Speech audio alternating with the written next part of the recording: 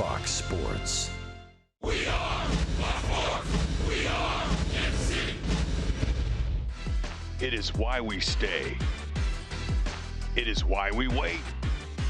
It is Royals baseball. He swung away, and he drives it to center, and look at this! Escobar scores! Here comes Hosmer! That is a pinch hit deluxe.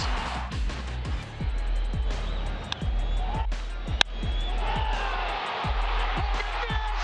Down the line! Grand slam! Are you kidding me?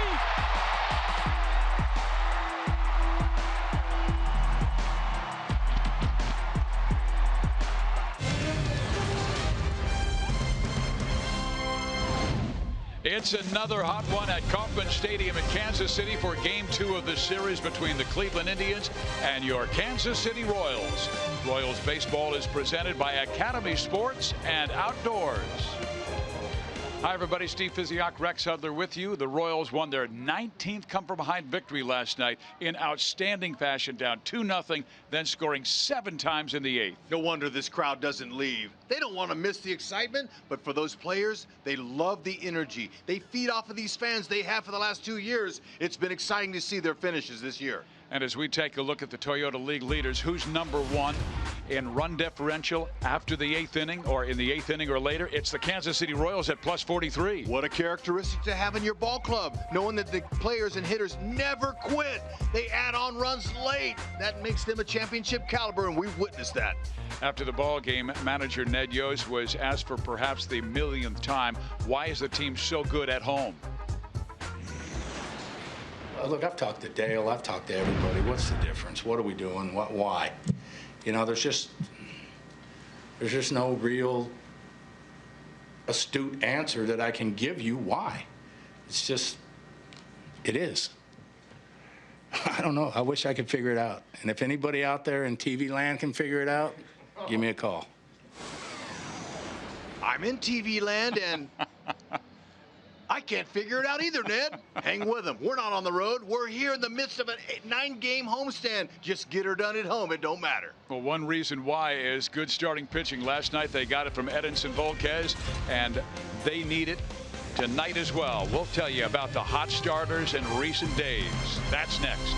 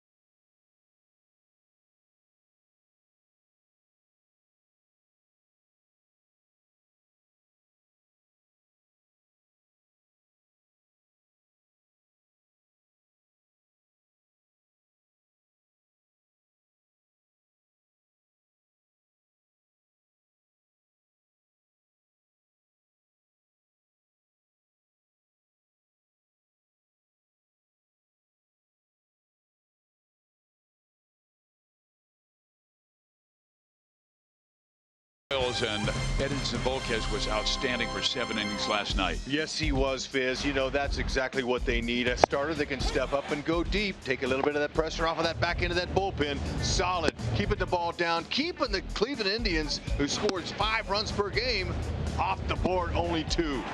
Our Honda most trusted players certainly have been the starting rotations since the All-Star break. Kennedy, Duffy, Ventura, Volquez combined 3.16 ERA. Love to see these guys start passing that competitive baton, because that's the key. Starting pitching is everything, and when they start competing against one another to see who can go deepest, it always works. When we come back, Joel and Monty will talk about the number 5 starter. Brian Flynn makes his first start as a Royal. They'll break it down next.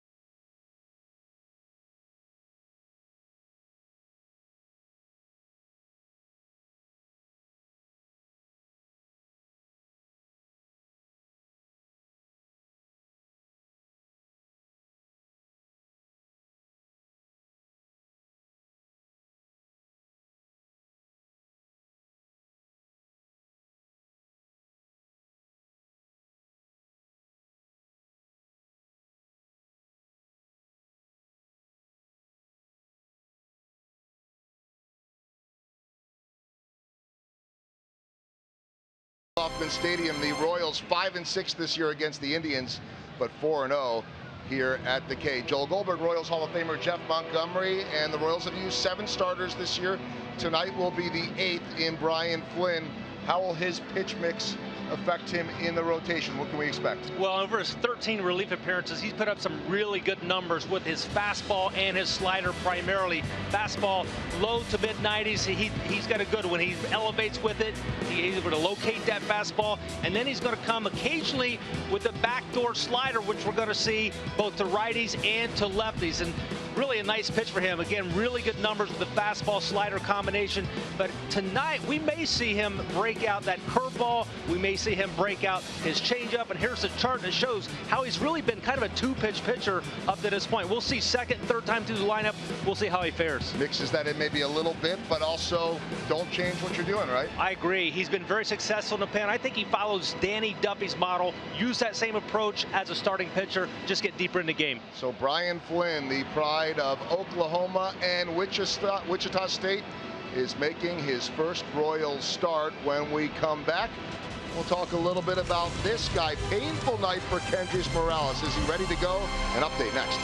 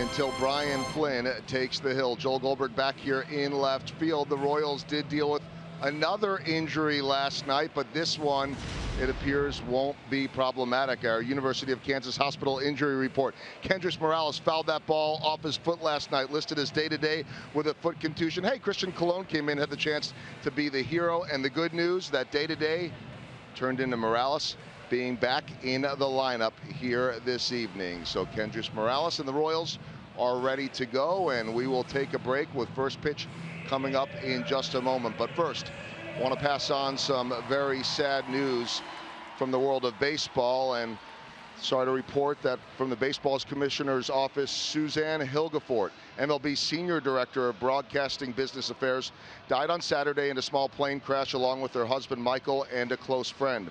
Suzanne had worked for the broadcasting department for over 20 years and was instrumental in the launch of MLB Network. To us in the Fox family, Hilgefort played a key role in the league's coordination of our baseball jewel events, the All-Star Game, playoffs, and World Series.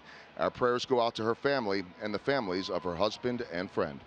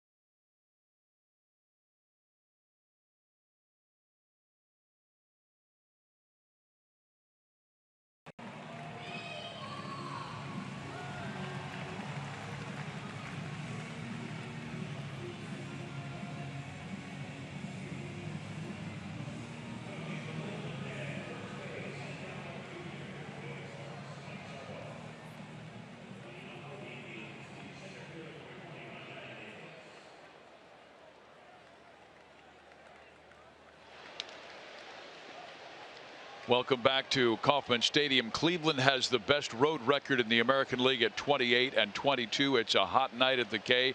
Feels like 99 degrees. Steve Physiok, Rex Hudler, Joel Goldberg, and Jeff Montgomery with you tonight for Game 2 of this series. The Cleveland batting order: Davis, Kipnis, Lindor, Napoli, Santana, Ramirez, Uribe, Jimenez, and Gonzalez are the two additions against the left-hander Brian Flynn, making his first Royals start. And first overall start since 2014. Stepping up, getting an opportunity in this fifth spot here for the Royals. It's been desperately needed to be filled. It's a big guy. He'll go low 90s to mid 90s. A nice slider to complement, and we'll see him bring in some other pitches. Now he'll be on a pitch count because he's not all the way stretched out. Well, he shattered the end of Rajai Davis's bat right there with a pretty good slider, and he has count his way, 1 ball and 2 strikes. But Flynn is 1-0 this year as a reliever. First start since August 7, 2014 with the Marlins against Pittsburgh, and he has been very good at the K this year in this big ballpark, using the outfielders who can run. Yep, he's done a great job here in his short time, and he's earned the start. Now, I believe the one relief outing he had on May 6th in Cleveland, where he went 4 innings, just gave up 3 hits, 2 earned runs, 54 pitches. That impressed Ned Yost against this Cleveland Indians team. Orlando chasing that one towards the line. We'll pull it out of the sky for out number 1. Our Golden Oak lending keys to the game. Fight to retain the flag. That's what they're going to have to do, especially with the first place team in town. You want to take them. They've won 5 straight home games against Cleveland. And Flynn to the pin to win. How about that? 36-1 leading after entering the 8th inning. Hope those keys work. And Rex, even though this offense is 6th in the American League in home runs with 118, another reason they may have chosen Flynn, the Indians have not been that good against left-handed pitching this year. They've only hit 17 home runs. That's dead last. Yeah, their slugging percentage against lefties is not good. Now 262 overall is probably middle of the pack, but it's nice to know that left-handers have been keeping them in the ballpark. Talked about the pitch count, probably 60, 70 pitches depending on the situation, but I talked about that 4-inning outing in May 6th in Cleveland. He threw 54 pitches in 4 innings. So look, if he can go 5 or 6 innings, that'd be a huge bonus in an all-win situation for Brian Flynn. That's what this is. It's a win-win. Kipnis gets a base hit. He had one last night, and he stays hot as it's his 15th hit in his last 33 at bats, covering the last 9 games. Defensively for the Royals, sponsored by Ford. Brian Flynn against a team that's 2nd best in steals in the American League this year. Just 1 for 2 in steals on him. He's really good. He holds them tight, and he's going to count on Salvador Perez, who's behind that plate, throwing out 50% of runners this year to help him if the Tribe wants to steal a bag. Kipnis has 6 steals, been caught a couple times. Now Francisco Lindor, who was 1 for 4, including a first-inning home run last night. He was batting from the left side against Volquez and shot one down that right field line. Very similar stances for this guy, almost the same from the left side to the right side.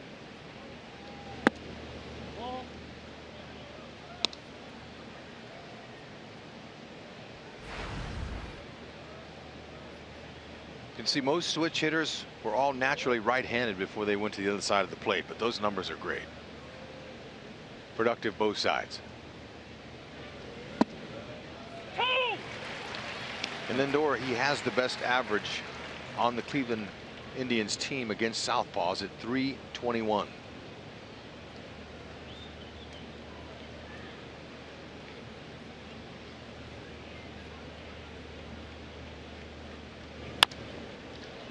Cuthbert will get the 1 at second base. Lindor runs too well, so Merrifield doesn't even take a look. They do get the lead man, Kipnis, for the 2nd out. Smart. He didn't come in, Chesler, and try to force that play and try to turn 2. Look, just take the out that they give you. But now he knows he'll be challenged by a speed guy, even though Lindor is the number 3 hitter.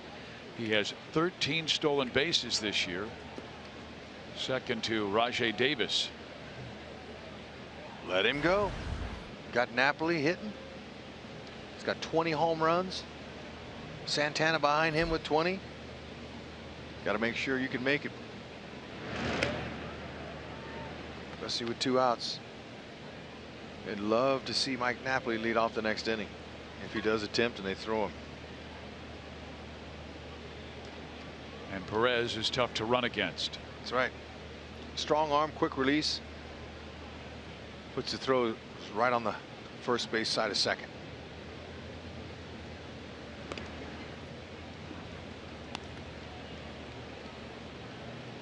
Mike Napoli with a 7-game hit streak, 10 hits in his 25 at bats to raise that average to 249. The power numbers are the most dramatic. 20 home runs and leads the team with 63 RBIs. Big lead for Lindor. He does not go, and the pitch wanders outside, ball 1. Just 3 home runs out of Napoli's 20 have come off of lefties. Flynn doesn't want to pay too much attention to Lindor. Mike Napoli is the one who can hurt you, not the guy if he steals a base. Let Salvi take over.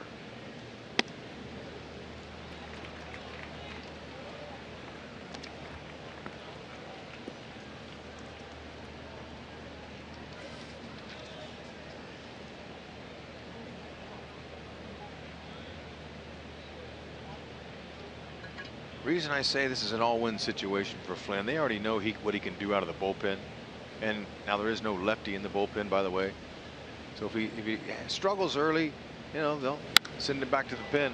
Napoli hammers one deep to left, and that will find the seats. A 2-run home run.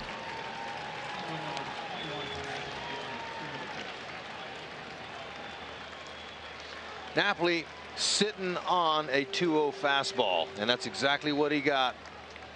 He's a better low ball hitter than he is a high ball hitter, but he tommyhawked that one. Tribe up 2-0.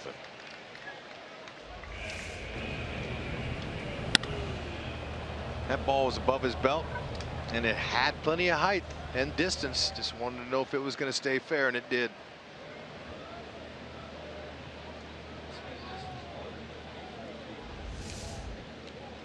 So much like last night, Cleveland takes the early lead. They got a solo home run by Lindor last night, and now a 2-run home run by Napoli. The Royals trailed 2-0 as late as the 8th inning before they rallied to win 7-3. Royals got them right where they want them.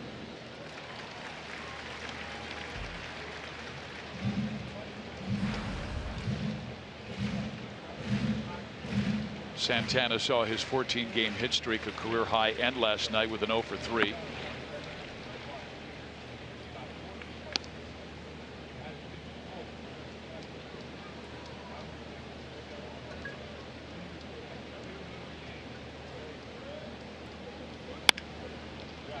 Shortstop Escobar. That does it for Cleveland, but they strike first. A 2-run home run by Mike Napoli, his 21st of the year. 2-0 Tribe.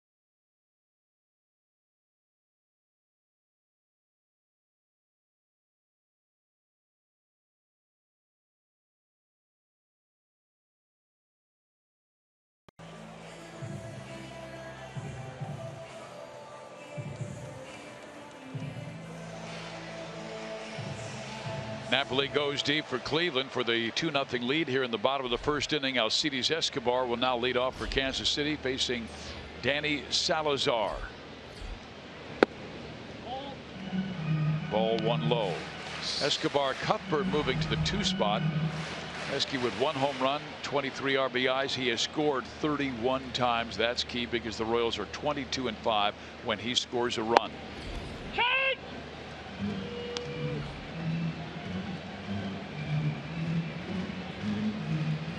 Salazar, very, very tough when he's on.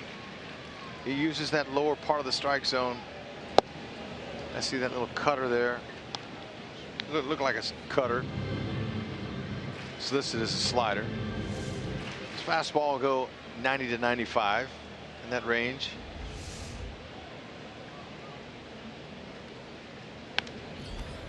Staying hard, and you know what? He'll throw 70% fastball, so that's good for the Royals.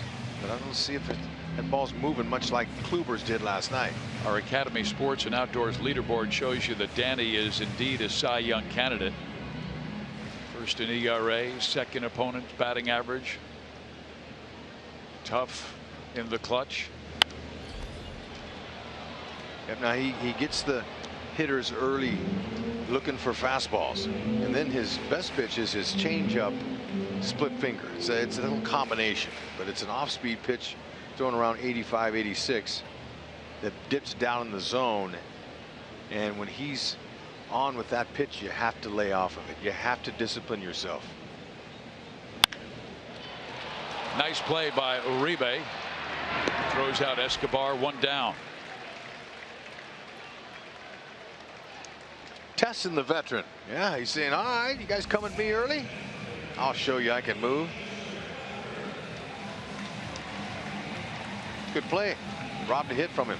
Esky stayed right on top of it. Got a ball up. Now, sure, you want to see him up, but the key is don't miss him. If you foul him off, it doesn't do you any good. Now, last night, Cheslor Cuthbert hit 6th. He has moved to the number 2 spot. Why, Rex? That's because he's hot. He's been driving that bus. He's got a nice little 9-8 game hitting streak, hitting .367 during that time, showing he can hit the ball all over the park, and he's staying hot. Now he's got a 9-gamer.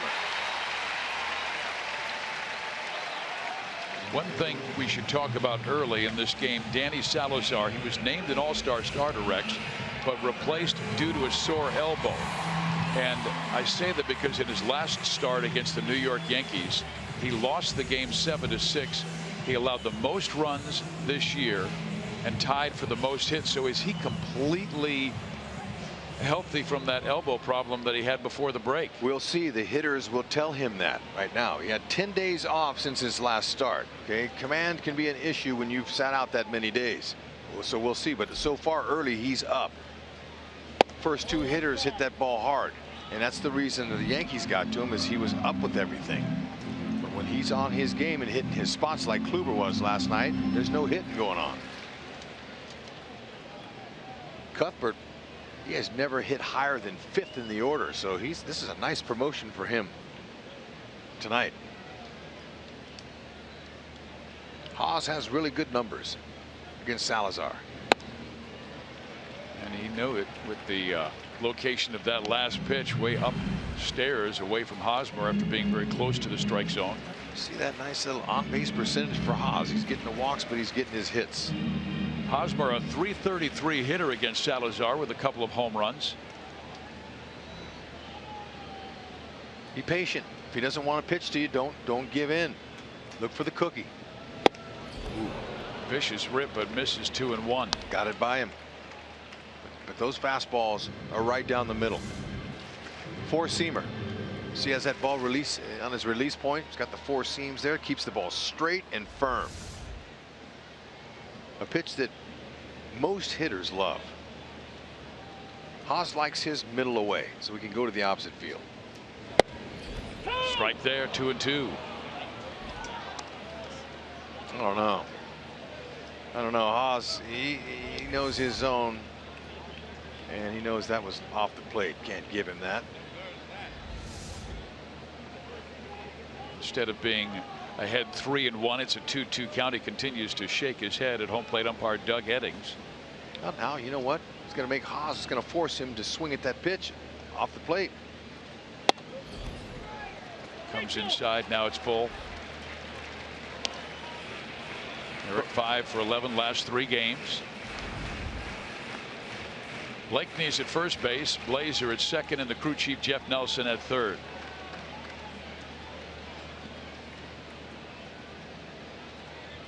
Rusty Kuntz just walked over to Cheslor Cuthbert, said, hey, look, now let him know whether they're going to run here with an out and 3-2 count, or we're going to stay at home. Whoa, just barely got the foot back in time after it came off when he went in off balance. Looks like he slipped.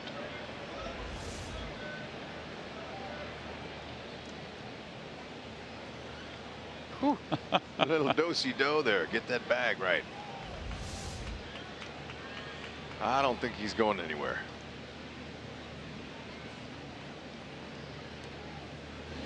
Eric swings and misses and strikes out. Number 1 for Salazar and number 119 this year, tying him with Michael Pineda for 6th in the American League. Man, that's right on that outside part of the plate. Just got it by him. Well, it is indeed great to see this guy back in the lineup. You might remember that Christian Colon pinch hit for Morales last night after Kendris fouled the ball off of his front foot batting from the left side, and it was extremely swollen, but Nick Kenny and his staff did a great job in getting it to calm down. Talked with both Nick and Kendris before the game about that foul ball off his foot, and what they did after the game was put him in an ice compression boot, extremely cold water, squeeze it back and forth to promote the blood flow, and he said he was ready to go today. Modern technology is a beautiful thing for these players. To left field. Will it hang up? Yes, it will, for the left fielder Ramirez, and that does it for the Royals in the first. No runs, a hit, a man left. 2-0 Cleveland. They're going to get Salazar.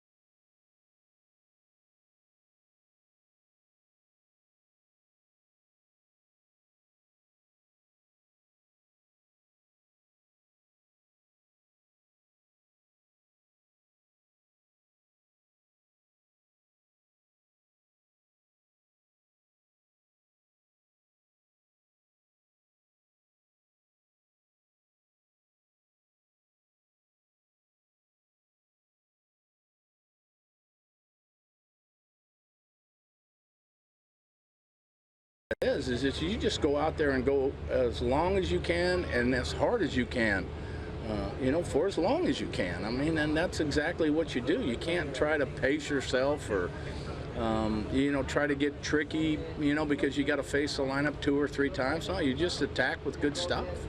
That's right, attack, but don't let their base stealers distract you. I think the reason he fell behind Napoli 2-0 was because he was a little too concerned with Lindor over there at first base. So sure, starting's a different animal, but this guy's got great stuff and should be good if he can hold him down the rest of the way. As Ned Bainley indicated, be the same guy we've seen in the bullpen. Except that pitch there we haven't seen out of the bullpen. That changeup, that's a pitch that he's going to bring in. He told me yesterday that, you know, he'll go from the windup instead of the stretch.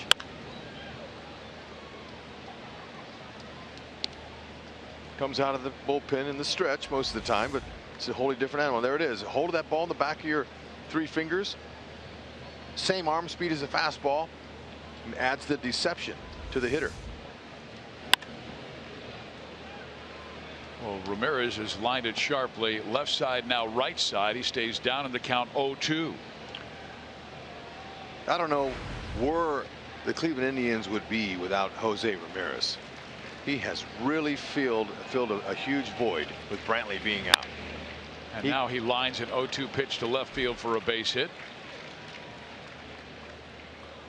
And Michael still rehabbing, and one of their main offensive weapons, and they hope to have him back by August. I mean, just going right down there and dropping the head of that bat on it. That ball was out of the zone and low. Certainly not a bad pitch. Excellent hitting. Ty Van Berkelio, their 4th-year hitting coach for the Tribe, told me about this young man, and I asked him, why is he so successful? This guy's all of a sudden coming on, becoming a guy, and that's a term used in baseball for a good player. It's because of his stance. He's getting more comfortable in his lower half, and of course the extra man that you have to bring out there is that confidence guy. And so when you get off to a good start, you get confidence, you say, hey, look, I belong, and he's been a difference maker.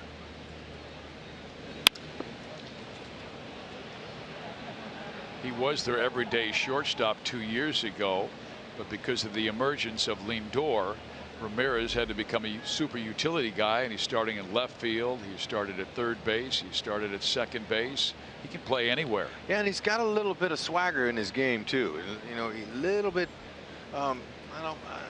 He's very confident for sure, but he's toned that down a little bit now that he's being in there regularly, which is good. Don't want to wake up your opponents by showing them up. Uribe out in front, 1-2.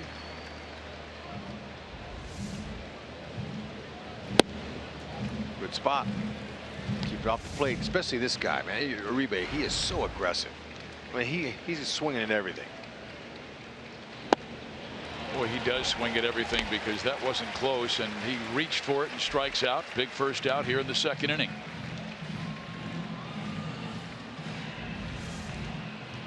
Nice pitch by Brian. Again, both pitches staying off of the plate.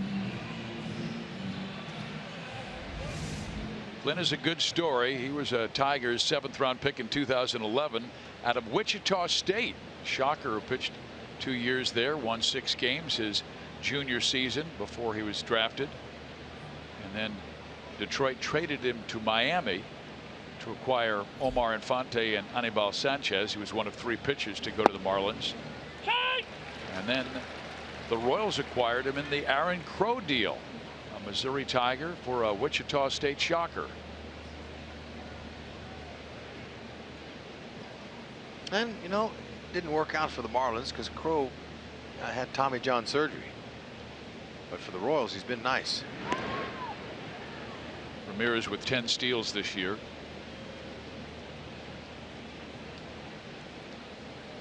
Jimenez, a veteran out of Gilroy. He was with the Texas Rangers organization in spring training in April, but then released and claimed by Cleveland. This is his 3rd stint with the Tribe. He was drafted by the Tribe, then played for other organizations like the Rays and the Rangers, and Cleveland knew all about him and his good defense.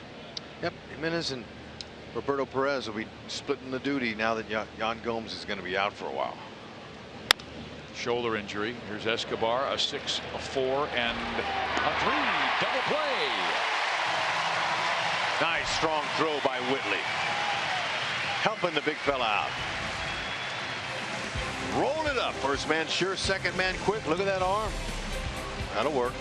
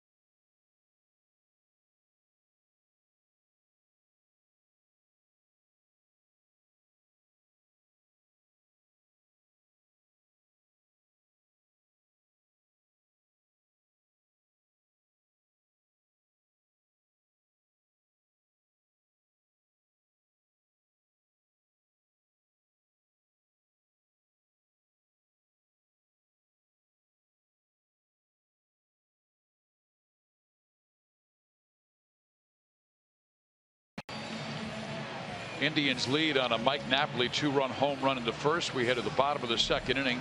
Salvador Perez, Alex Gordon, and Paulo Orlando.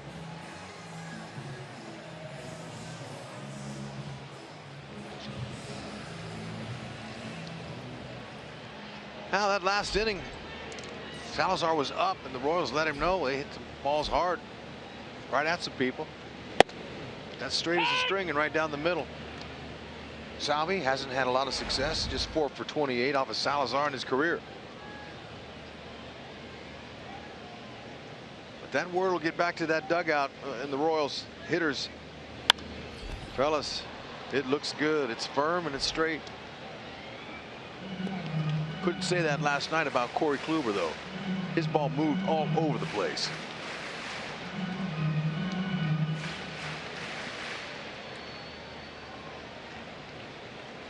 See if he goes with that changeup in the dirt. Nope, he shook Jimenez. Want to stay with the fastball.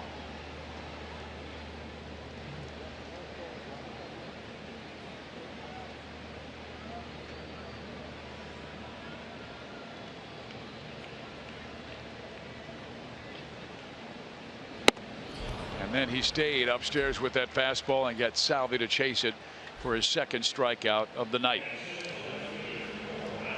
Hang out with your friends at the K tomorrow for only $10 with your school ID. Plus, enjoy a happy hour special at the Boulevard Grill concession stand as you listen to the Jessica Page Band on the Outfield Experience stage before the 1:15 game. Please visit Royals.com/student night for the full list of bands and for tickets. Here is Gordo, hitting 188 since his return from the disabled list, where he fractured his right wrist, trying to get his timing rhythm down. He's going to have to work through some issues, start getting some base hits for some confidence. And their infield plays him for that dramatic pull with 3 infielders in the right side and Kipnis in shallow right. Well, Napoli, look at where he's playing. We're almost standing on the line. Right. Well, that should tell you something right there about Alex. He should see how they're defending him and start, you know, making some adjustments. Swings a little bit long and susceptible to breaking balls down and in, swinging at him. Salazar is up in the zone. He's having a hard time with his command. You know, I talked about that when you have 10 days off in between starts. Your command could have problems. He only walked 2 5 2/3 innings of that last start 10 days ago, a Saturday versus the Yankees. But he's been so consistently good this year. And that ball knocked foul. Just as an example, Hud, Salazar has allowed 2 runs or less in 12 of his 17 starts, but last 2 an ERA over 7. Look what he's done against Kansas City. Whew. Both of those starts, though, in Cleveland. Yeah, look what the Royals haven't done against Salazar. Man, 0-5-7. KC has won 5 straight at home versus the Tribe, dating back to September 27th last year. Just barely got a piece of that one. Obviously, it's all about the venue between these two teams. Cleveland wins in their house. Royals have won here so far this year.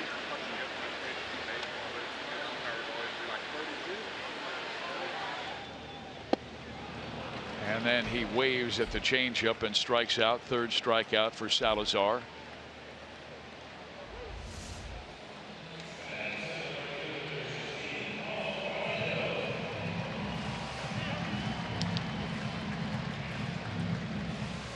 How about that? Salazar's using closer Cody Allen's glove, or a glove that has his name on it. Well, they're just not in the same financial category, so he has to borrow gloves. No, you know what? Maybe without, I could get into further investigation on that tomorrow. I know you will. But look, nowadays the gloves come with the name stamped on them, but they're not always a comfortable glove. So when you get the one glove, you have to have that. I like to have a sample. I want to choose my leather. Bring the truck up, bring the van up, let me see the gloves, and then put my name on it. The one I like, because all leather's different. So he probably wasn't comfortable with his glove. That is muscled to the right side and into right field. Orlando, who had the game-winning hit last night, opens with a 2-out single in his first at-bat in the second inning. I got a little jam on that right thumb. That's where you get jammed.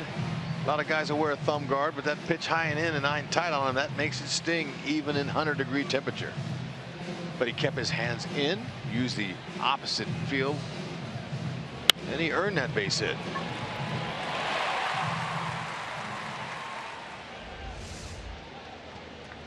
See if Merrifield can get around on a fastball. It's been a few games since we've seen him jump on one. He's been a little bit tardy. He was tardy on Kluber's fastball last night, fouling a bunch of pitches off into the right side there, but not getting started soon enough just to get that bat head going quicker. And the scouts say that Jimenez has a good arm, but not as strong as Perez or Gomes.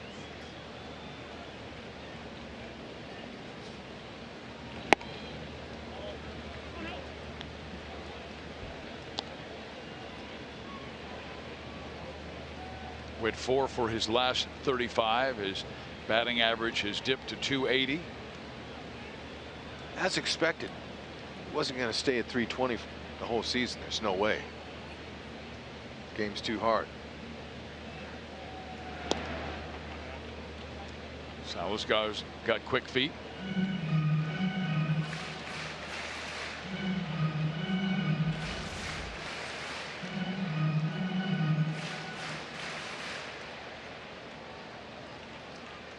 We've seen 2 awkward returns to the bag, one by Cuthbert and now one by Orlando.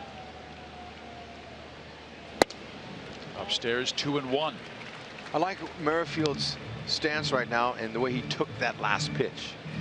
He didn't even move. He was seeing the ball, and you don't need a lot of movement. With a guy that throws that hard, all you need is hand speed. Put a little hand speed on him and just meet it. Try to do too much and wind up.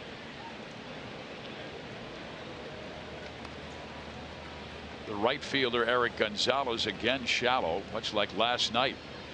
They played the left fielders deep and the right fielder shallow. The Royals hit 3 over the head of the right fielder, including one by Cuthbert that could have been caught had they playing regular depth. Yep. I talked with Brad Mills, the defensive coordinator for Terry Francona, in the dugout about last night's defense, the way they were playing Chisenhall in and Naquin in, and he said that with Kluber, a lot of guys hit the ball off the end of the bat and they doink them in over the second baseman's head, so they were played in a little bit closer, so they would try to prevent that.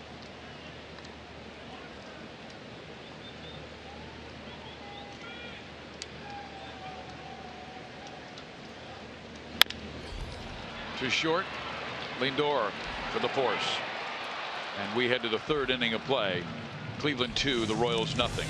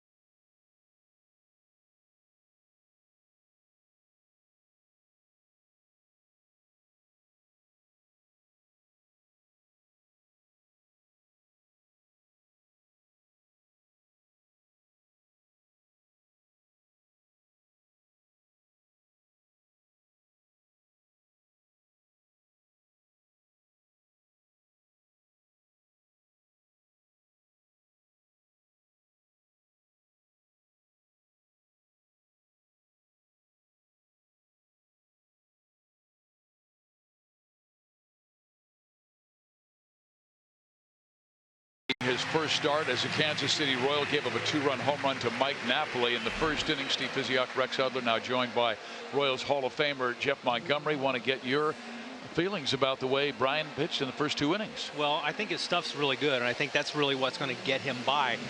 I'm maybe with you a little bit, Hud, on what his maybe distraction was when Lindor was on first base, maybe giving him a little bit more attention than he deserved at that stage.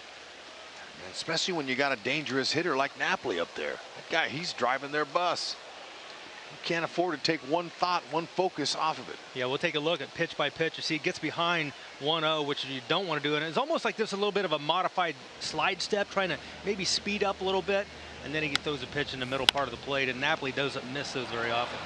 And now Eric Gonzalez with his first hit of the year, his first hit as a major leaguer. Ball gets away, but not far enough.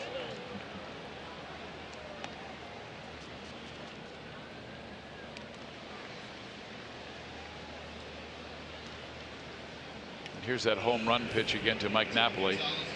Yeah, you can see it's elevated. It's on the inner part of the strike zone, but still it's in that hot zone for a hitter like Napoli.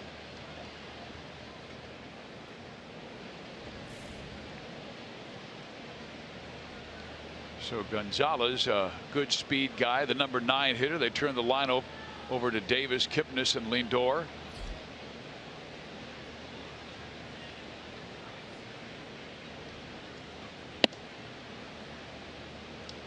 You know, for a young guy like Gonzalez over there at first base with good speed, I mean, he's anxious to show what he can do. But if you're a manager, Terry Francona, you're going to say, hey, look, in order for you to have the most success, you got to be on your own. We'll trust you until we have to put the sign on for you. That's how you handle a guy. I mean, it's hard to steal when they give you the steal sign. It's a lot easier when you're on your own and you can pick your own pitch to go. Francona, former player and an excellent college player. Won the Golden Spikes Award. He was a player at Arizona. Flynn having a hard time with the stretch locating. 3-0 count to Rajai Davis. Flied out to right field his first time up. Gonzalez 87 stolen bases in 7 minor league seasons. And there is ball 4. Guys, one thing I'm noticing with Brian Flynn here pitching from the stretch, which he's pitched from essentially all season long, is he's having he doesn't have the ability to get the ball over to that glove side. He's leaving everything out high and away on that arm side, which oftentimes tells you that he's rushing. He's really maybe trying to overthrow the baseball just a little bit and letting his body get ahead of his arm.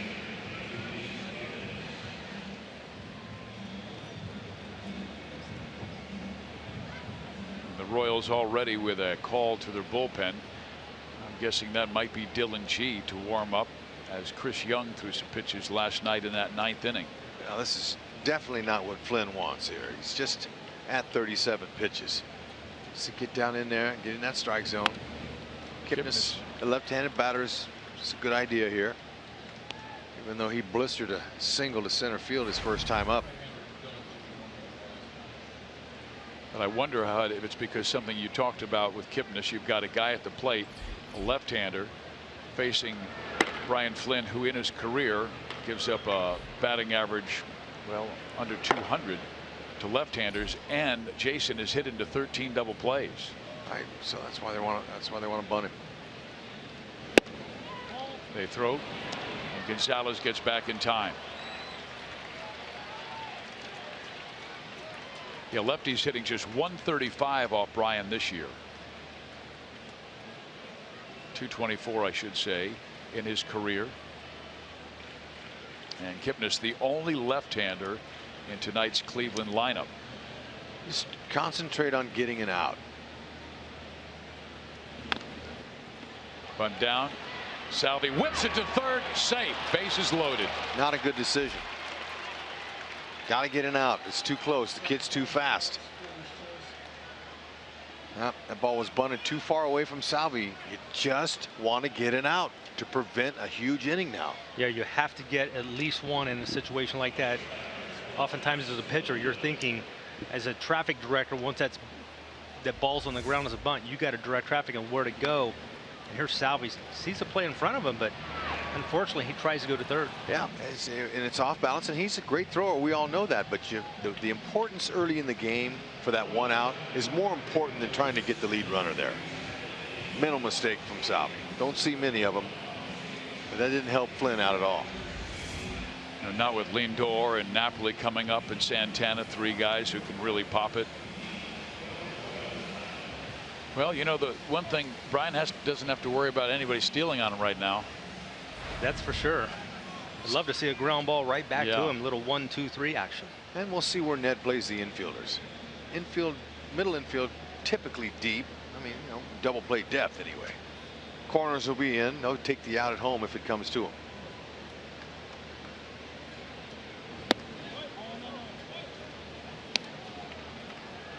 Lindor reached on a fielder's choice his first time up and scored on Napoli's home run.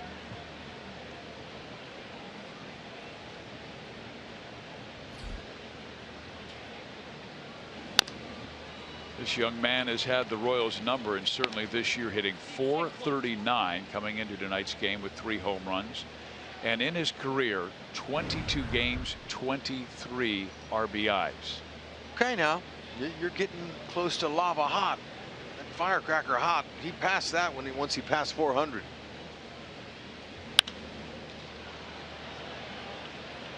I don't know. Kid runs well from third. Orlando brings it to second. Cut off by Escobar. A run scores and the sacrifice fly. 3-0 Tribe.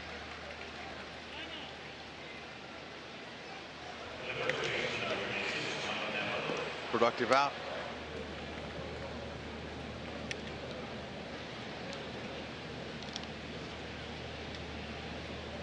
And Ned is going to take him out. He wants the right-hander to face Napoli, Santana, and the rest of the crew.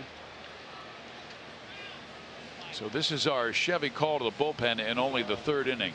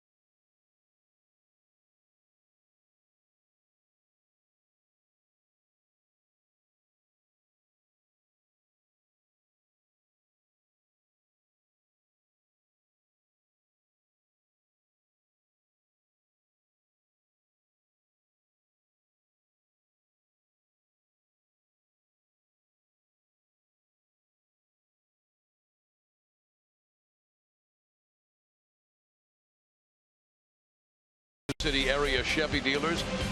Visit us for great prices on the all-new 2016 Malibu.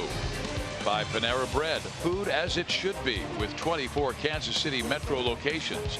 And by Academy Sports and Outdoors, right stuff, low price, every day. Warm evening at Kauffman Stadium, and Brian Flynn felt the Indians' heat as he gave up 3 runs and not yet 3 innings, as Dylan G trying to get him out of a jam.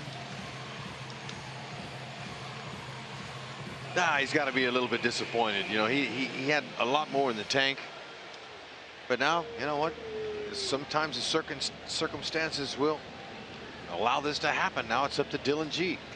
Yeah, I'd love to see Dylan G get a ground ball right at an infielder. That would cover up the Salvador Perez mistake.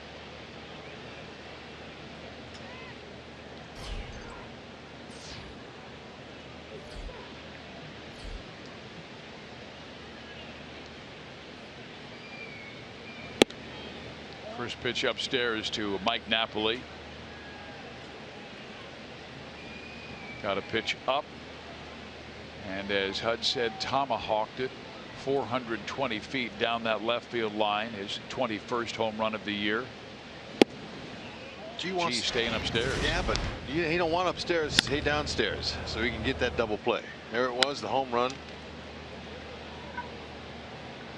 G has fastball, slider, curve, and change. He's got some pretty good two-seam movement.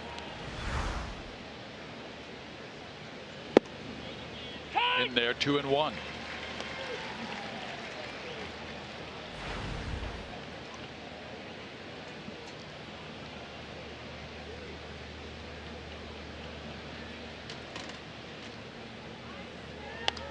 Foul back now, even with the count, 2 balls and 2 strikes. And when G is at his best, watching him as a starter with the New York Mets, that two-seam fastball and changeup combination drew a lot of double plays. Well, and that's a situation for him. That's why Nedjo brings him in. He wants to get a ground ball from him. He's better when he's in situations where he can allow those pitches to all kind of work off of each other, get that downward life.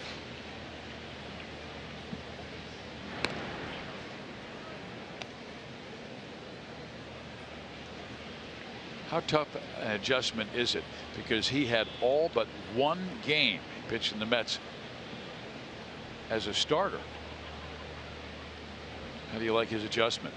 Well, when he has the opportunity to go out and expand and use all of his pitches, it seems like he's better. He's really more cut out to be a starter, and that's why I think he's really more than a 1-inning guy. Whether he starts a game and goes multiple innings or he comes in out of the pen like this, it's better when he has a chance to really display his entire array or arsenal of pitches. Swing and a miss. The runner does go, and no throw by Salvador Perez. It will be a steal, but a strikeout of Mike Napoli.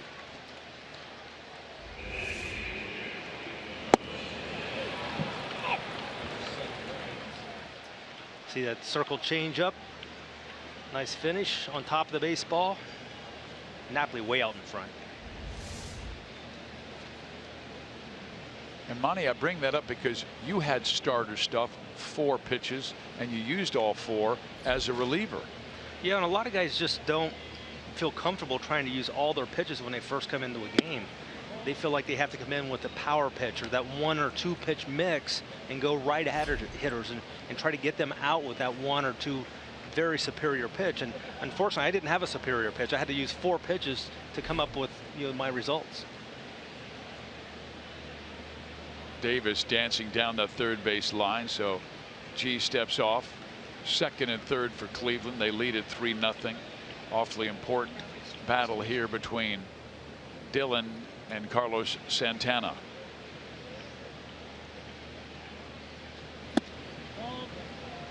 Two 2-0.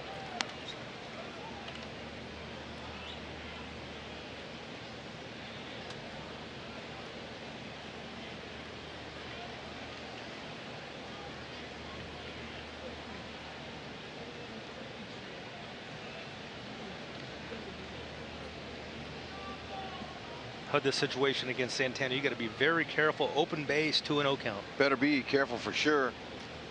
Work away. Gets a strike across. Right. He's got one thing in mind, Santana. That's it, just to pull it out. Defensively, the Royals have him played in that shift. Got a little triangle working.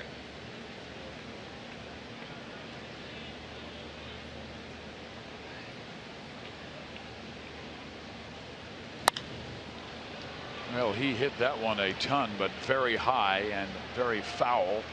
And Orlando at the wall watches it go into the seats. There is a breeze, and it's kind of curling around. Push that ball back. I know, that's why Paulo went right to the wall, just in case. Oh, that's what we're talking about. One swing here is going to set the Royals back big time if he puts it over the fence. So maybe the changeup can come into play here. There is a slight breeze about 5 miles an hour out of the south, blowing from right to left.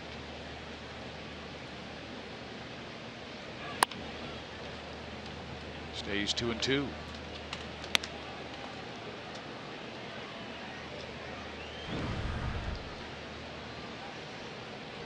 Like Likes to turn and burn. Likes to spin on it.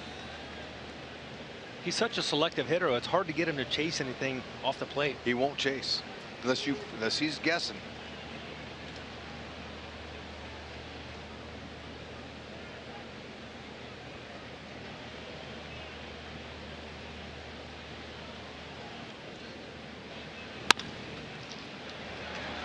Escobar sees it into his glove perfectly and throws out Santana. Good job by Dylan G.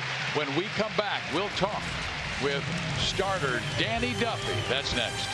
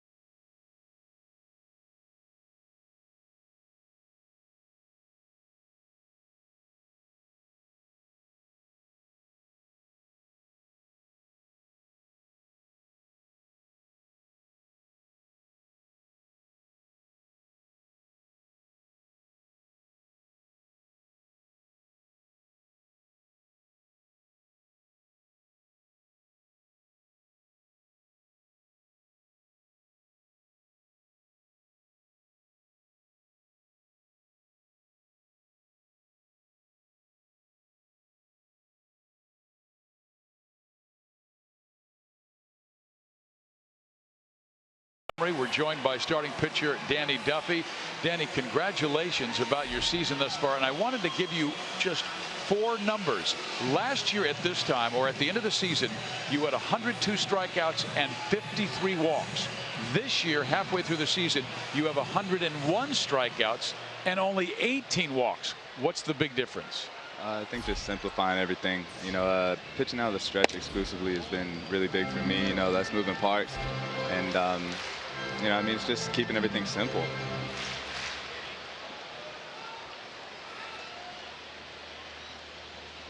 Here is Jarrod Dyson, ground ball off the glove of Napoli, but he gets it and gets the first out. And Danny, I've heard you talk about you feel like the ball's coming out of your hand better than it ever has. Explain what you mean by that. I just think I'm getting down through everything a lot better. You know, repeating my delivery. You know, I just feel really good. Physically, everything's kind of clicking. You know, I was talking to Wade earlier. You know, I'm staying back a tick longer. Just mechanical stuff has been, you know, a big step for me. You know, I have no business walking 53 people. You know, in my opinion, in 2 seasons, let alone 1 last year. So it's been a pretty big change for me. It's been nice.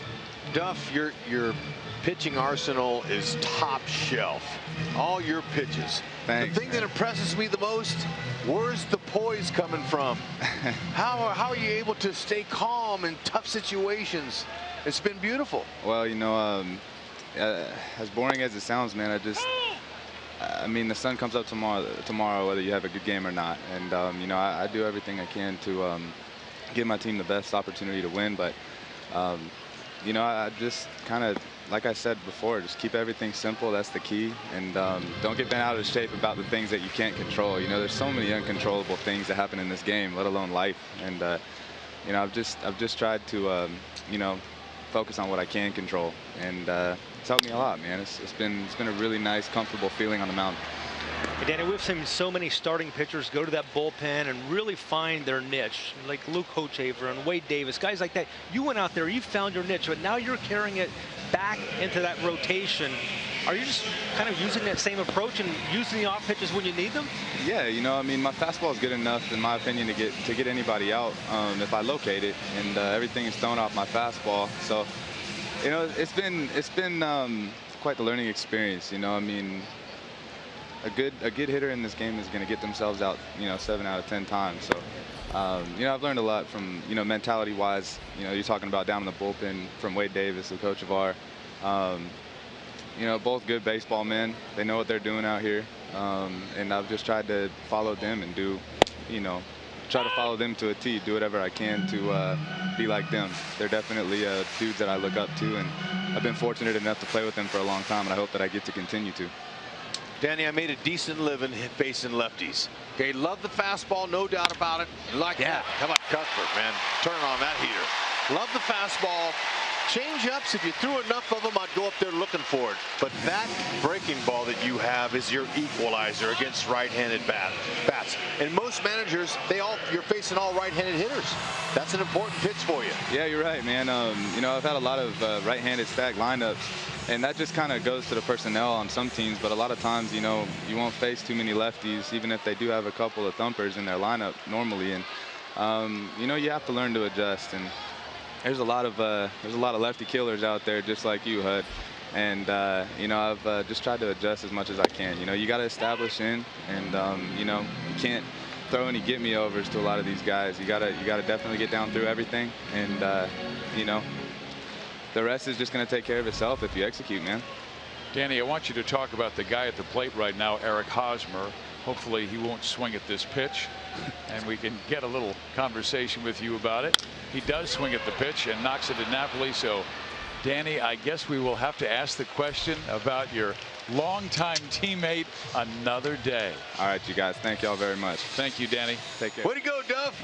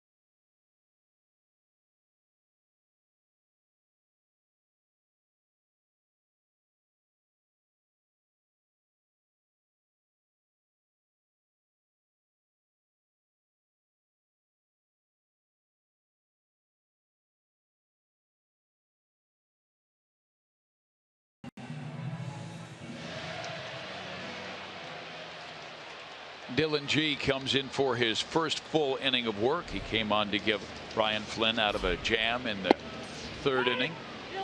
Flynn gave up 3 runs in 2 and a third innings. And now G will face Jose Ramirez, Juan Uribe, and Chris Jimenez to open the 4th. Ground ball second. Merrifield has it, and 1 out. And Monty, I was going to ask the question to Danny Duffett because he played with Eric coming up in the minor leagues and now in the big leagues. I'll ask it of you. Eric recently won the 2016 Heart and Hustle Award from Major League Baseball Players Association as the Royals representative. It honors players who demonstrate the passion for the game and embody values, spirit, and tradition of the game. And I think that is a great honor that Eric, we see him every day, the way he treats fans, the way he treats people, and his service in the community. Yeah, there's no doubt about what he does both on and off the field. And I have to say I'm honored to have the opportunity to vote on that particular award. And without saying who I voted for, it's pretty apparent who won. But you know, it's really nice to see guys rewarded for not just what they do on the baseball field, but what they do in their communities and what they do outside the white lines. Yeah, you love to see that, because the Dream Factory was here today, and a family came down with their little girl, and Hosmer was one of her favorites, along with Mike Moustakas, and the guys went over and visited with her, and it was just terrific. And we see that every single day, and our fans need to know that, because the Royals organizations, Royals charities, certainly make sure that these guys understand their importance in our community. And that essentially has become a prerequisite for wearing a Royals uniform. Best team I've ever been around as far as that goes. And there is a strike. These guys are caring. They look for others besides themselves, and I call that taking the blinders off. Coming to the ballpark, looking around you, seeing who's out there, seeing those that are less fortunate than yourself, making them happy. Every day there's an opportunity to make somebody's day at the ballpark. Every single day. And guys, that really translates eventually into the ball club as well. And the reason I say that is if you go back to about the second half of the 2014 season, oh, it's a fair ball. And it will be a base hit. Yeah, the second half of the 2014 season, it was really apparent to me when this Royals team started playing for each other. They kind of checked the egos at the door. We know all about the Raul Ibanez speech and all that happened, but still, I think they realized that in order to win, they had to look out for their teammates, just like they take that outside the white lines in the community and all that. But I think it really translates into winning on the field. And when they had that sensational victory in the playoffs, Hosmer knew the guys in the clubhouse were having a blast. And here's a ground ball to third. Cuthbert will get the fourth, but just to finish that, he wanted to share with the community, so he went down to Power and Light District, and it was like $18,000 later. They said, "We love you, Kansas City."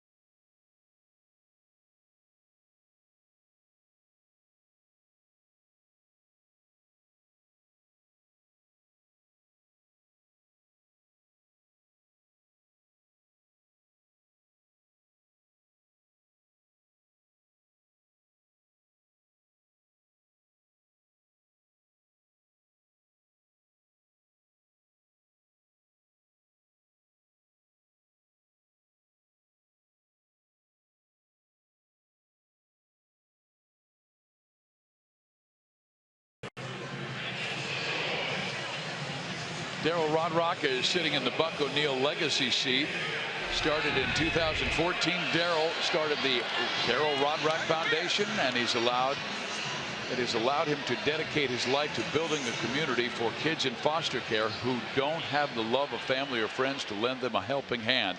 While still in its infancy, the foundation has made a big impact on Kansas City foster care children.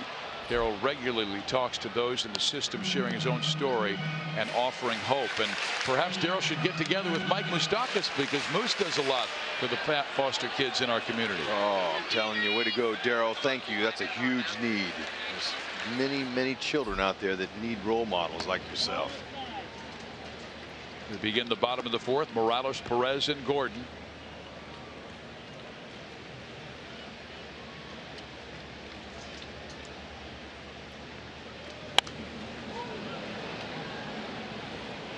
Royals are getting close to catching him. Now they haven't been able to square him up like they did in that first inning, but Salazar's challenging him with 2-seam and 4-seam fastballs. Good to see Morales being aggressive. Yeah, he certainly trusts his stuff on the hill, Salazar. Just going with a heater. In there, just did graze the outside corner at 97 miles an hour. He is a tough guy to beat. But the last time he lost to an American League Central opponent, we'll show you the premier Mazda game break. And it was last September when the Royals beat him. He is 5-0 against the AL Central since. It's hard enough if you're a Royals batter try to beat Salazar, but when Eddings is giving him that pitch 3 inches off the plate, that's a ball, that makes it even harder. Hosmer got one called on him, and now Morales, he knows the strike zone. That's off the plate.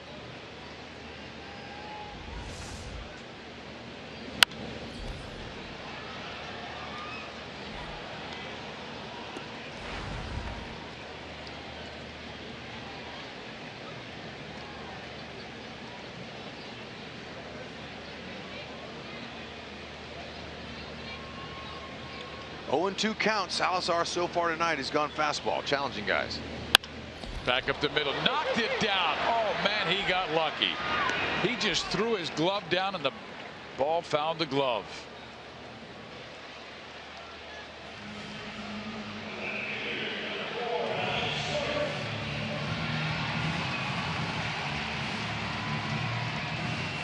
I'm not so sure it got his glove. I think it got skin, flesh. Yeah, I got the back of his left leg. At first I thought it got glove. It's all right though. He waved the trainers off. Looked like a soccer player to me. Sure did. Boy, I tell you what, that ball was heading for a base hit up the middle. He's going good.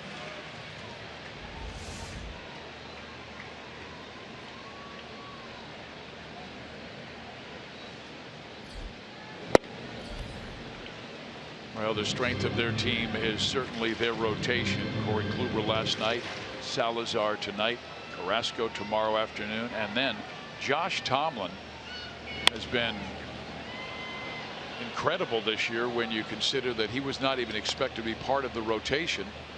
And Josh Tomlin this year is 10-2. And then they have Trevor Bauer, who's a very good 5th starter. Man. The rotation ERA 3.62, lowest in the American League. Strike in there, and Gordon is out on strikes, and that's 5 now for Salazar. He has thrown 4 shutout innings.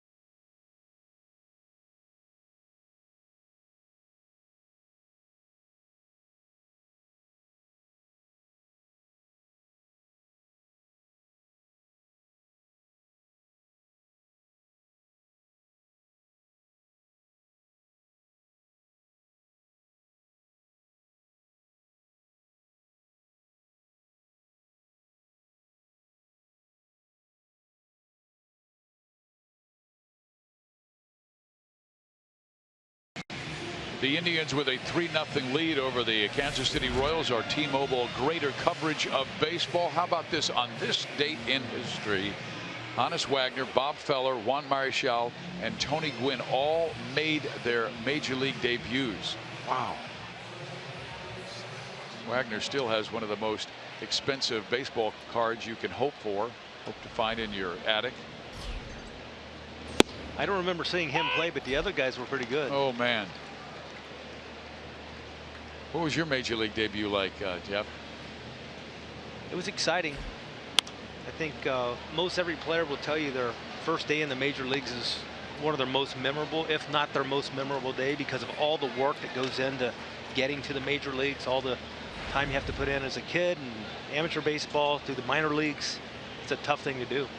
Who was your first batter? I would have to ask that, wouldn't I? It may have been Mike Lacoste, a pitcher for the Giants. Oh, that's a good first batter. Yeah, yeah. He was a terrible hitter. Yeah. And how'd you do? I think I got him out. Hey, Hud, how about you? Wasn't it at Yankee Stadium? No, that was my first big league hit. My first big league at bat was against Roy Lee Jackson, and he struck me out. But as a Yankee.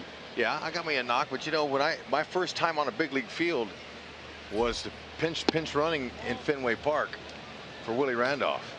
And I remember getting out there and I was lost. Everything was so bright, the colors, the big wall, the Fenway Park, the monster, everything. It was like it was like I was in a dream. And now you're here. Pretty special, huh, Monty? Well, that was the thing that was amazing to me, because I grew up in Ohio and I went to a lot of Reds games, and I made my debut in Riverfront Stadium. So I'd been to the ballpark, but when you get on the field, it's just different. It's bigger, it's larger, everything just is enormous when you walk out on that field for the first time. And I remember the colors. The colors were bright and invigorating. Kipnis down the line, and that is an extra base hit. Orlando chases it down, and Kipnis will stop at second base with a double.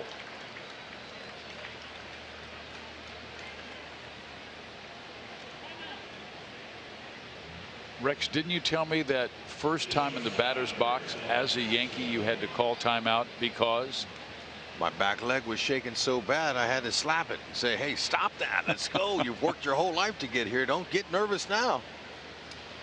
Oh man, it's nail biter.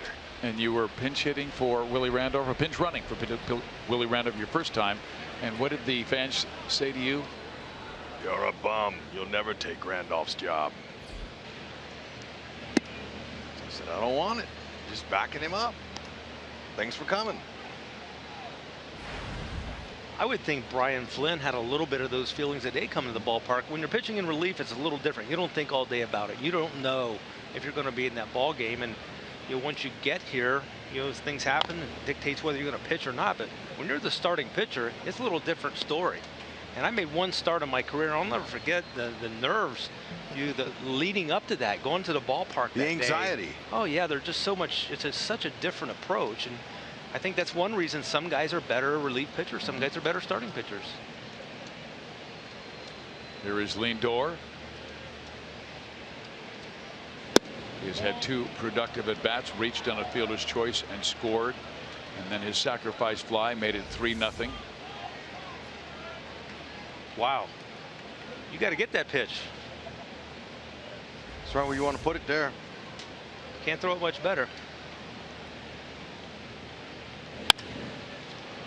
It's down the left field line.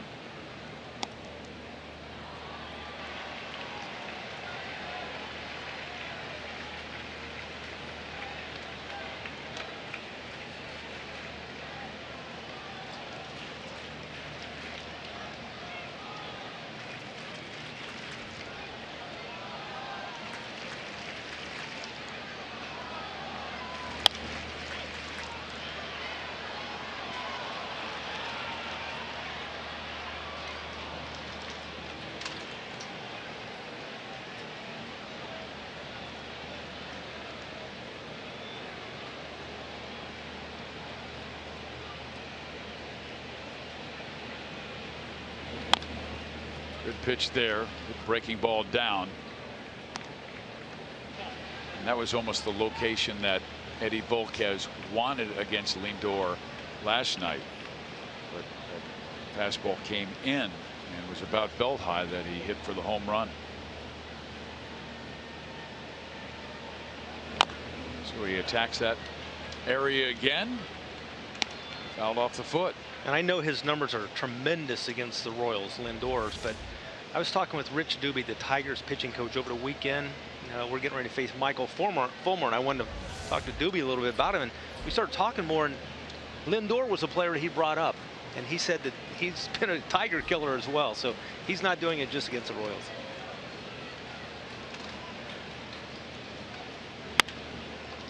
Knocked down by G. No chance. First and third with one out. Well, there's hits Salazar's foot. Drops at his feet, and he's thrown out. And this one glances off the foot and glove of G. Rolls innocently for a base hit. I tell you, as a pitcher, that is so frustrating. That's a play you know you should be making. You know you should get an out at least on that play. You don't get an out, you don't get a chance to do it again. That's right. Now, had he not touched it, probably would have gone through. But you know, that's called PFP, pitcher fielding practice. Joakim Soria lost a game the other day in Detroit because of that. One of the hardest things to do as a pitcher is to judge the speed of the ball coming off the bat. You're just a little over 60 feet away from it, and oftentimes it looks like it's coming a lot faster than it is. And I think that's what happened to Soria in Detroit. It was almost like a changeup off the bat. He thought it was coming a lot faster, and he maybe overreacted a little bit, and the ball hits off his glove. And now you got Victor Martinez with the 2 RBI infield single.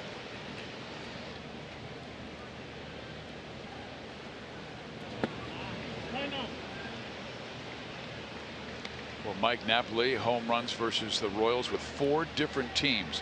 He's hit them with the Angels, the Rangers, saw the other 2, and our sprint trivia question: name the 3 players all time to hit a home run versus the Royals for 5 different teams. I'll let you think about that for a while.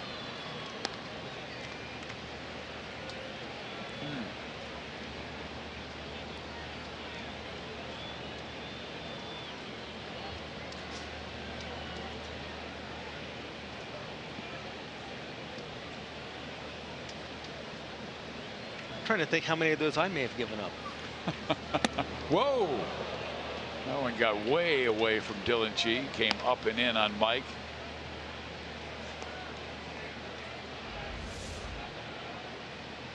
Man, I'll tell you what, that's a close one. Ooh, man. How did he get out of the way? Yeah, that's worse than chin music there. That's way too dangerous. That ball slipped, obviously.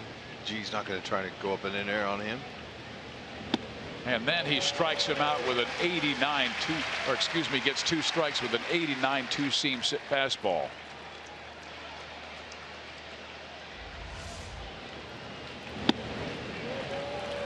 Not the location he wanted. That was fairly close to the same location that he hit out of the ballpark earlier. Yeah, but he's generally a better low ball hitter than he is a high ball hitter. Yeah, Sal wanted that low and away. Lindor was running, trying to stay out of that double play.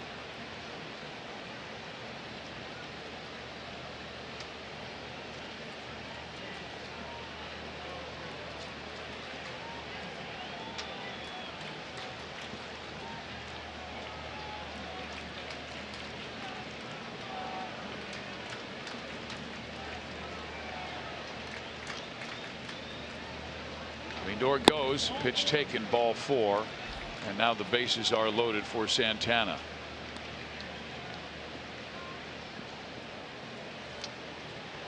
Tiger fans, join the Royals at the K for Mizzou night when the Texas Rangers are in town this Friday. The first 5,000 fans who bring their Mizzou theme night ticket through Gate A will receive a special edition gray, black, and gold branded KC cap, which includes the Mizzou logo, courtesy of Fox Sports Kansas City and Rally House. Visit Royals.com/theme tickets or call 800-6-ROYALS to purchase your ticket today. Well, the Royals were able to acquire a Tiger recently in Nick Tepish. claimed off waivers from the Oakland Athletics. 9 wins in his big league career and 8-3 this year, with an ERA under 4 with 3 minor league organizations, or minor league stops I should say. And the Royals have him at Omaha.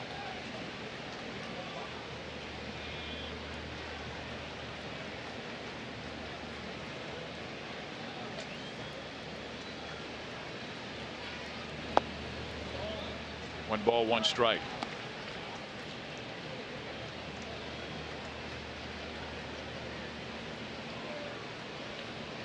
Oh, a lane ball would be a beautiful thing.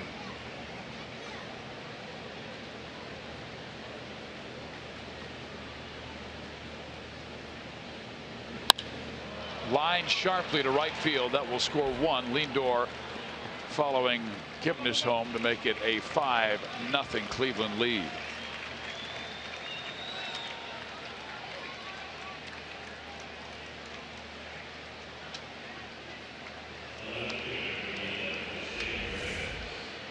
Well, that fastball was just too meaty. It was right there, down the middle. Santana looking for it. Really fortunate to keep that ball in the yard. Yeah, that location was, we could say, middle.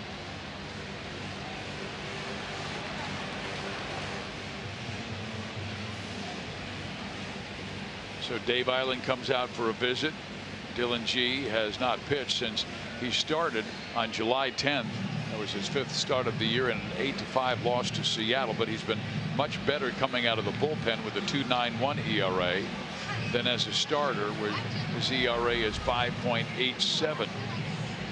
He will face Jose Ramirez. Indians with 2 in the first, 1 in the third, and 2 so far in the 5th.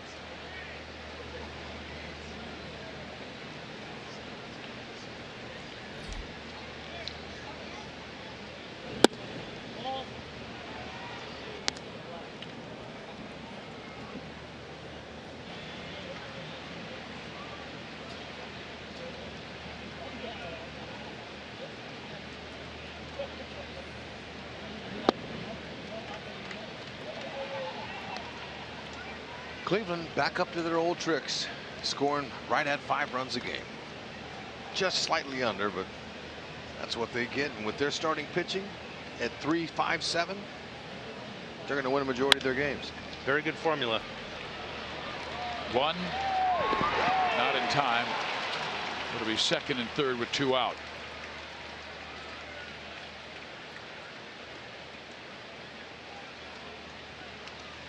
First and 3rd, I beg your pardon, with 2 out.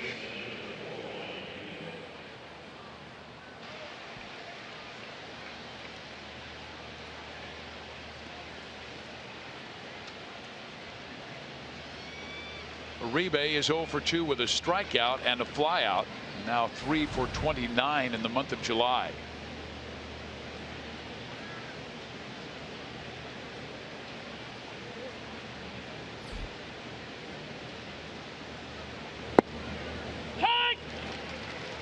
Can't believe he took a pitch, Monty. He's hacking at everything. Uribe. He would be what you call dead red. That's it, and he's looking dead red. And if you make a mistake out over, he'll catch that. He's up there to hit.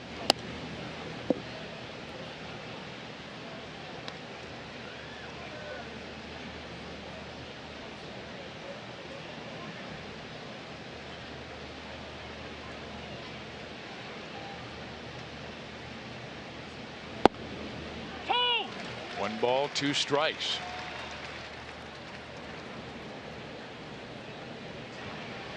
He took another one.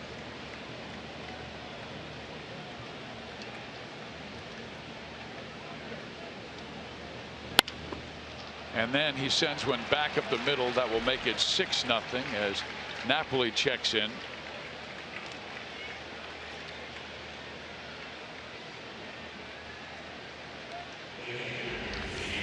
You know, the fastball location is going to get hit. It's not overpowering.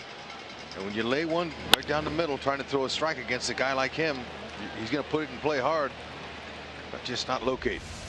And you know, when we think about last night's sensational comeback, we always talk about the Christian Colon hit, Gerard Dyson's grand slam, Paulo Orlando putting the Royals ahead, the Gordon slide. But really what set it all up was the excellence of Edinson Volquez for 7 innings, keeping the team in the game.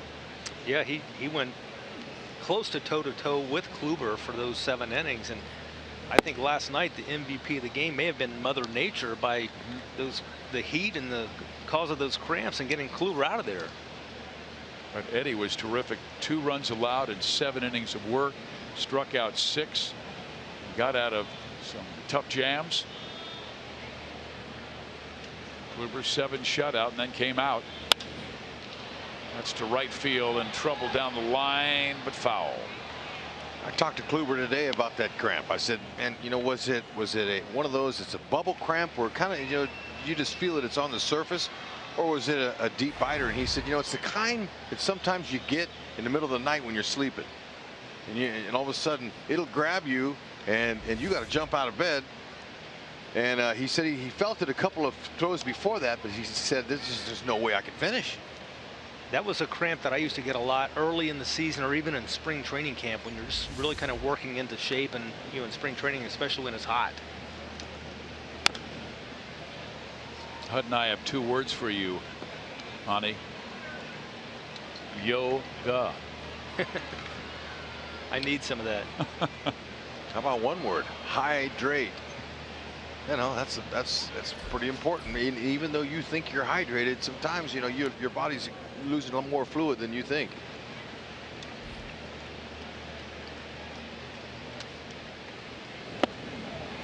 Jimenez, Powell tips it into the glove of Salvador Perez. That will do it.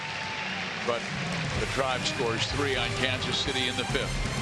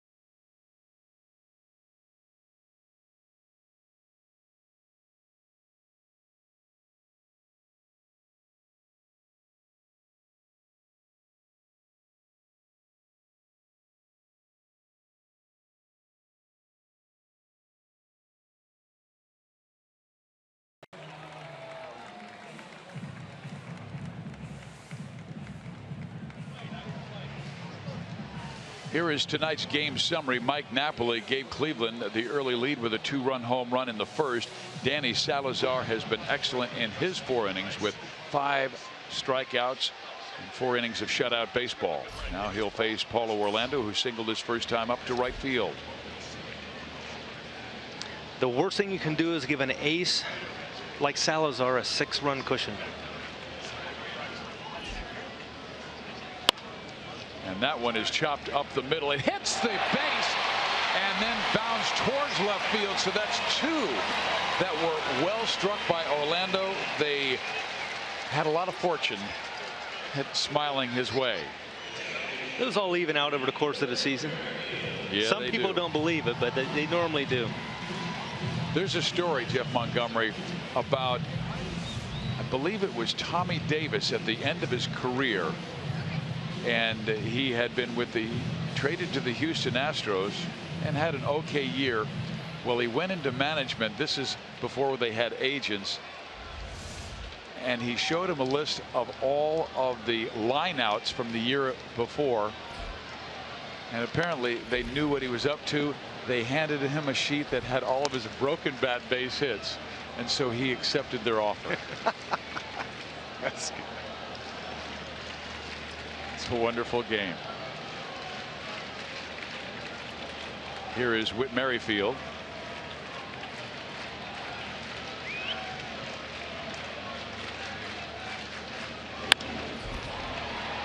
And to right.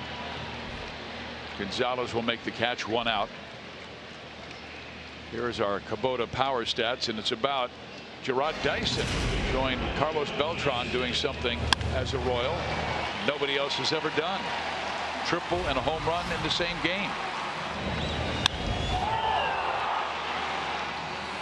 You know, Dyson caught that ball just right there on the grand slam, and he knew it out of the box. He knew he had just enough spin, enough height, enough distance that he could just enjoy that trot. I think what was impressive to me was both the swing and the triple and the home run. They were effortless swings. They weren't swing for the fence swings, and the ball just jumped off his bat. He got that little backspin and just kept carrying. Backspin is important to get a ball out of this ballpark, or in any park for that matter. It catches the air pocket and just takes off. Yeah, Dale Swim talks all the time about trusting your hands. You know, a home run swing is the byproduct of a nice easy base hit swing.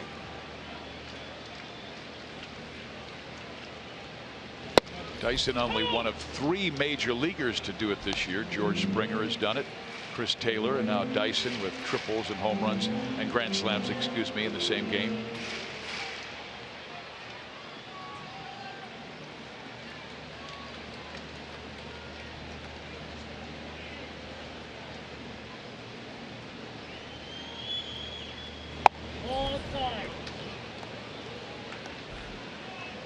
Salazar pretty efficient at 62 pitches. He has not walked a Royal. The Royals don't walk much.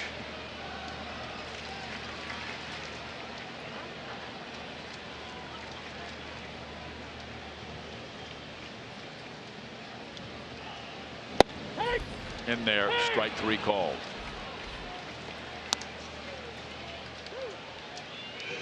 Fans, make sure you come to the K this Sunday when the 4th bobblehead of the commemorative series is handed out.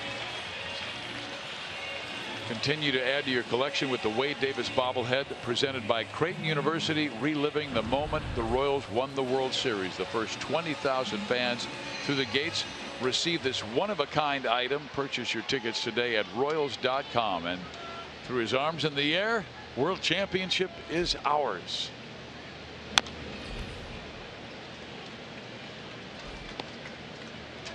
Six strikeouts now for Salazar, who's allowed just 1 run to Kansas City this year in 20 innings, while striking out 24.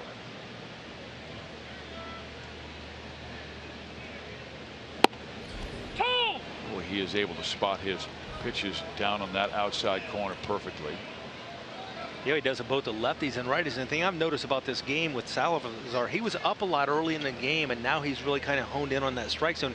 And the Royals hitters really haven't helped him out a lot. I mean, they haven't been chasing pitches in the dirt and really wild swings. He's just been on his mark now the last 3 or 4 innings. Yeah, and it's unfortunate early. Now there's a first bad ball there, but look, those runs helped a lot. Absolutely. 7 strikeouts for Salazar, 6-0 Cleveland.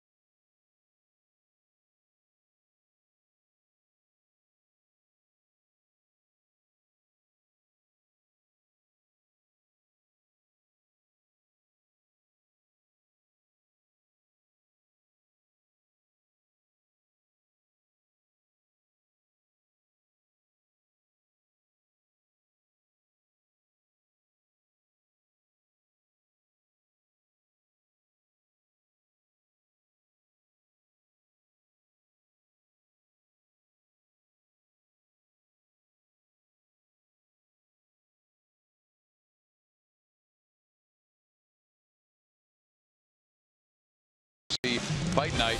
She shocked the world when she took out undefeated Ronda Rousey. Now Holly Holm will face a kickboxing legend, Valentina Shevchenko. Coverage of Fox UFC Fight Night begins Saturday at 5 o'clock only on Fox. Dylan G beginning his 6th inning of work. Bottom of the order, Eric Gonzalez, who's been on twice. The single inning fielder's choice that did end the 4th inning. Rules that one foul. But they really like this guy, and we were telling the story that Michael Martinez, that Terry Francona loved because he was a veteran. He could play every single position, didn't care coming off the bench how much he played. But they needed another relief pitcher, so they sent him down hoping that he would get through, but he was claimed by Boston. They lost Martinez to the Red Sox, and Gonzalez is now in that utility role. Well, good for him and good for Michael Gonzalez or Mike Martinez. I like that kid, Mike Martinez. He can do a lot. He's fast. He's got a good arm. He can play outfield and infield. And next thing you know, I look up and he's in a Red Sox uniform. So good for him. You only have so many options. And then they're taking chances after you've used your 3 options as a big league player. Then you can be claimed. Good pitch by G. Hey, how about a big happy birthday shout out to a buddy of ours, our assistant director of media relations, Michael Cummings. Hey, there he is, man. You know what? We love him. That guy's outstanding. Would he please look up? Somebody tap him on the shoulder. Look, Swanee and Nick are right there, just focused. Well, they're already doing notes. You make sure we have good notes for tomorrow. That's right. Exactly. We appreciate that.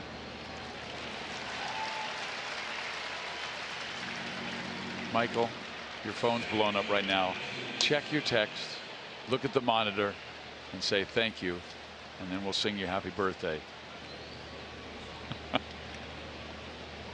He's a young guy. Very young. Celebrating the 10th anniversary of his 25th birthday.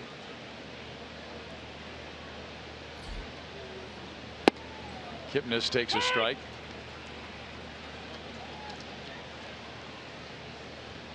Jason has singled, reached on a sacrifice fielder's choice, stolen a base, and doubled, scored a run.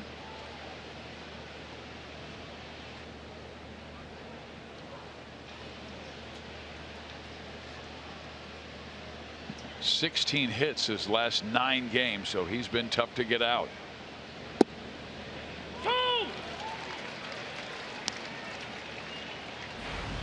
He's awfully short to the ball with his hands. He doesn't have a lot of movement. He's got a good lower base, very comfortable, good starting position with his bat angle. See, and he just throws his hands right there. Very little movement. So it keeps it easier. Nice shorter path right to the ball.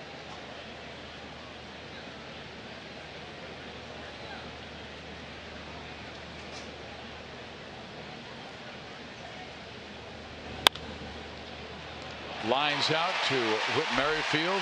G with the solid 6th. Danny Salazar comes out for the bottom of the 6th.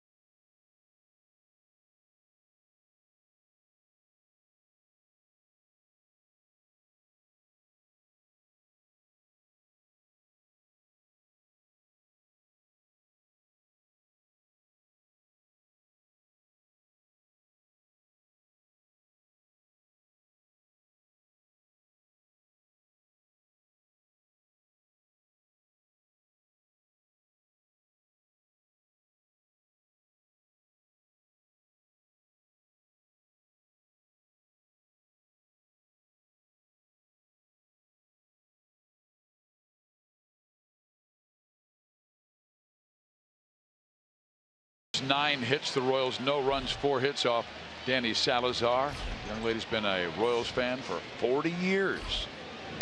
Here is Cheslor Cuthbert, and it's our 6th inning, our Sonic Slam inning. Our contestant is Harry Schauiker from Kansas City, Missouri. If the Royals hit a home run in this inning, Harry, you get $2,600. But if the Royals hit a grand slam, Harry will win $25,000 from Sonic and the Royals. Well, Cuthbert's perfect, 2 for 2 in the new role, hitting 2nd in the lineup. He has his batting average to .295.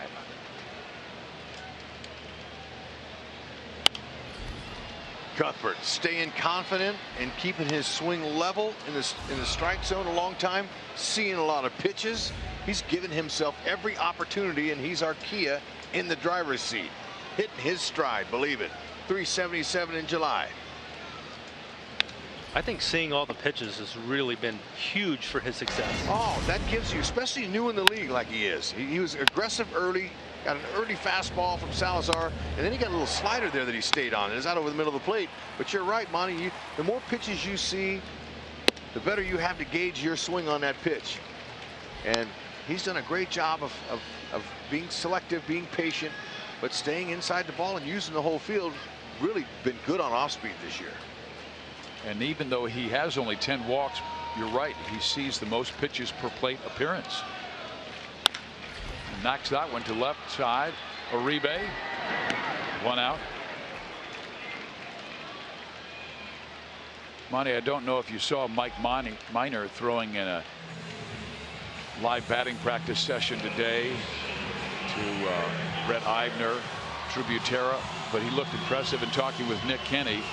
Nick said it was the 3rd session he's had. They had 2 down in Arizona during the All-Star break, and that's encouraging because Mike might be able to go out soon, hopefully, for a rehab assignment. Well, you want to get all the arms you can. You're going to use a lot of starting pitchers, usually 8 or 9 different starting pitchers during the course of the year. The Royals still desperately looking for that 5th guy, and maybe Mike Minor could be able to contribute at some point during that second half.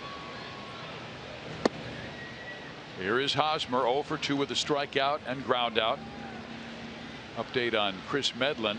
Nick Kenny told me that Chris saw Dr. Vincent Key yesterday, and they're going to initiate a throwing schedule for Chris. So he might be on the rise from the right side with Minor, the left-hander who could be ready, and Medlin from the right side.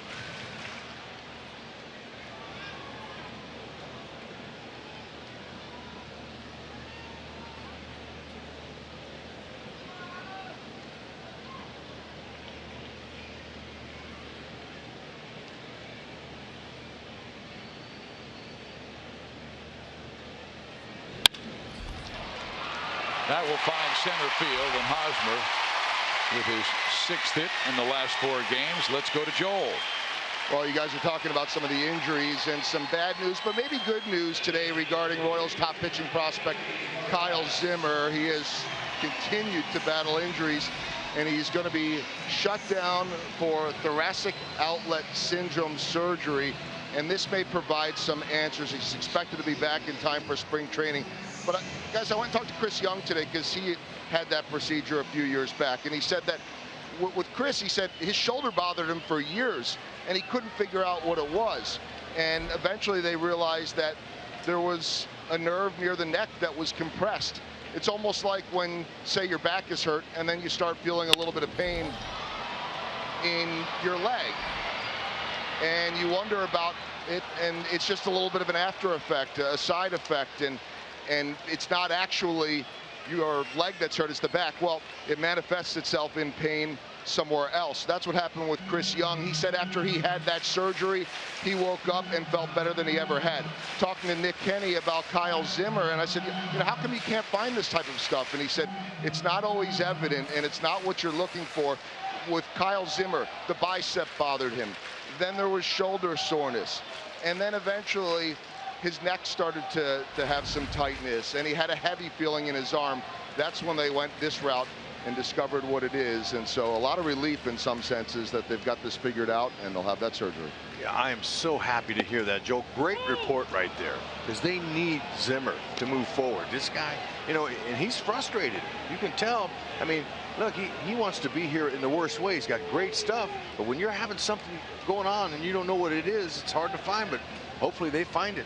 Well, and he had so many injuries. I think a lot of people kind of threw their hands up and said this kid's probably never going to be able to play in the big leagues because he can't stay healthy. And now maybe he's going to find a way to regain that health. Morales goes opposite field. Royals first and second with one out.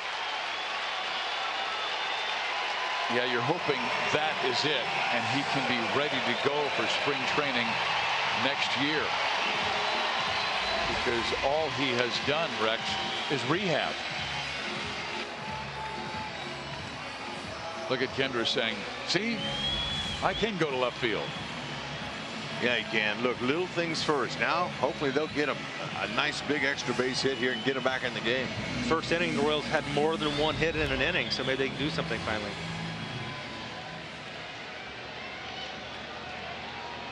They have 6 hits, all of them singles.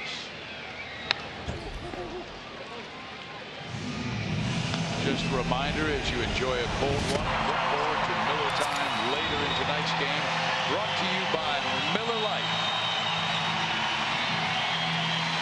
Looks like Salvi thought that was a good pitch to drive and didn't get it.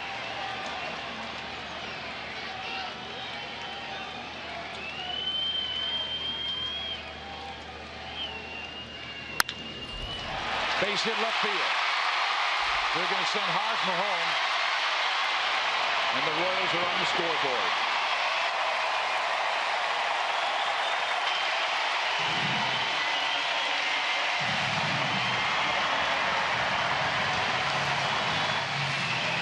Sixth inning, they're finally starting to get to Salazar. Continues to throw fastballs down the middle. That's what the Royals love feasting on. Salvi shortened up his swing, is able to find a hole. Now let's see if they can keep the line moving.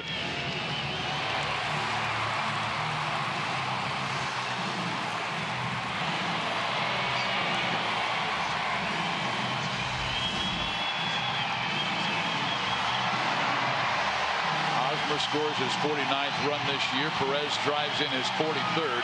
Mickey Callaway, I'm not sure what the conversation is about here. No one is up in the bullpen now. Someone is starting to move around. Well, most of the time, you know, when you see that guy for the 3rd time, you're starting to get a gauge on him, and this is exactly what the Royals are seeing here. Hustle, hit, never quit. That was the story last night, trailing 2-0. Going into the 8th inning, and the Royals sent 9 men to the plate, scored 7 times, and won the ball game 7-3.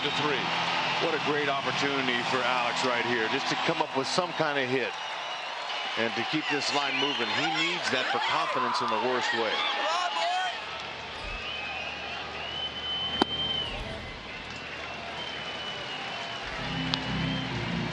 Thank you. That's been a strike all night. Right. Just a little bit surprised that he didn't call that one.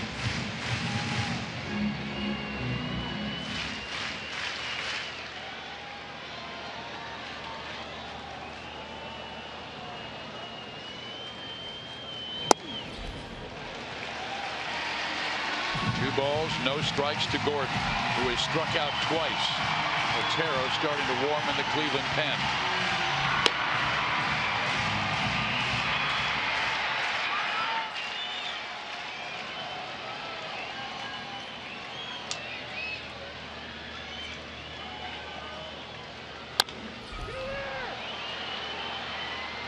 They will get the out at first base. The runners do advance.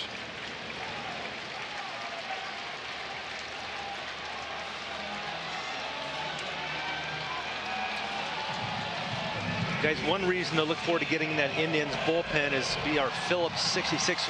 What's in the tank here? And you look at the Royals, when they get into the opposition bullpen here at Kauffman Stadium, almost a 7 ERA.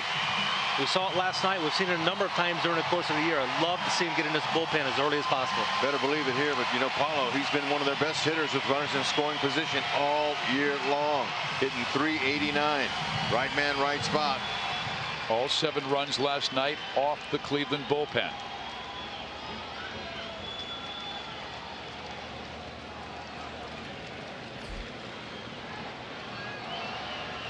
He's usually aggressive. First pitch. Ball 1. Salazar put a little extra on that one. That's the first 98 we've seen. He's got plenty left in the tank. And here are the leaders in the American League with runners in scoring position. Orlando is 3rd, hitting .389. He is 2 for 2.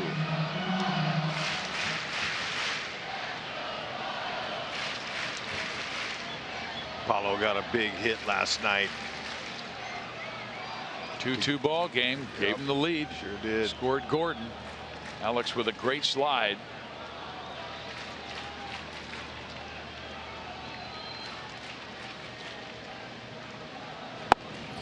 Hey. 1-1. Hey, little slider on the outer half of the plate. He reached out and touched it. Ramirez, excellent throw. Better slide. It's the slide you're talking about.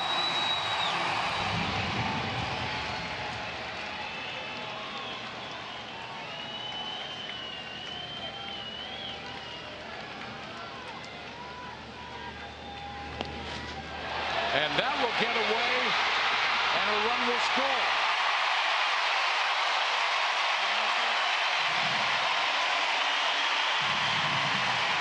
There he is. Good read by Morales. He was ready to advance. And that slider was way off.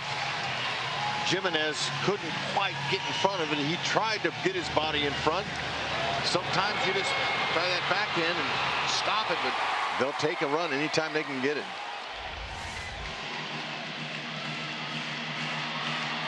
They have pushed Salazar's pitch count to 87. Last time out, he threw 112 pitches.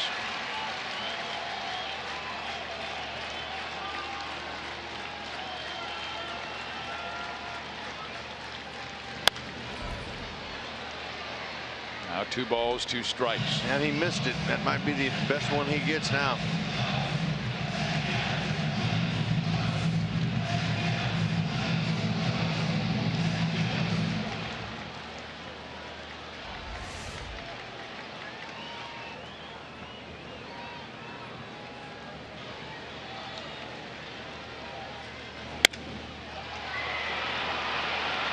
Lindor will reach this one, but the Royals score 2 runs on 3 hits.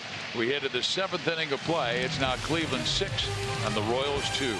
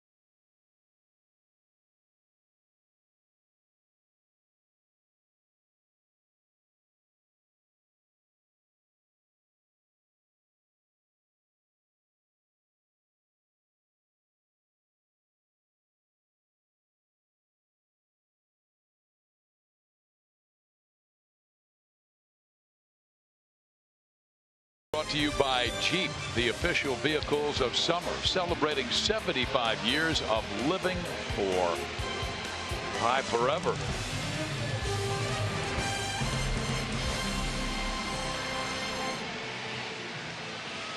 They want a salvage splash.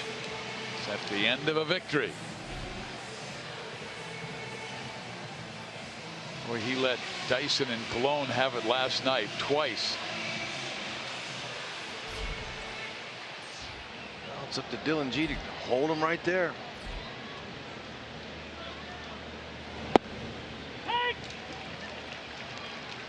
Lindor has reached on a fielder's choice and scored a Napoli's home run. Hit a sacrifice fly to make it 3-0, and then reached on the infield hit and scored on the single by Santana.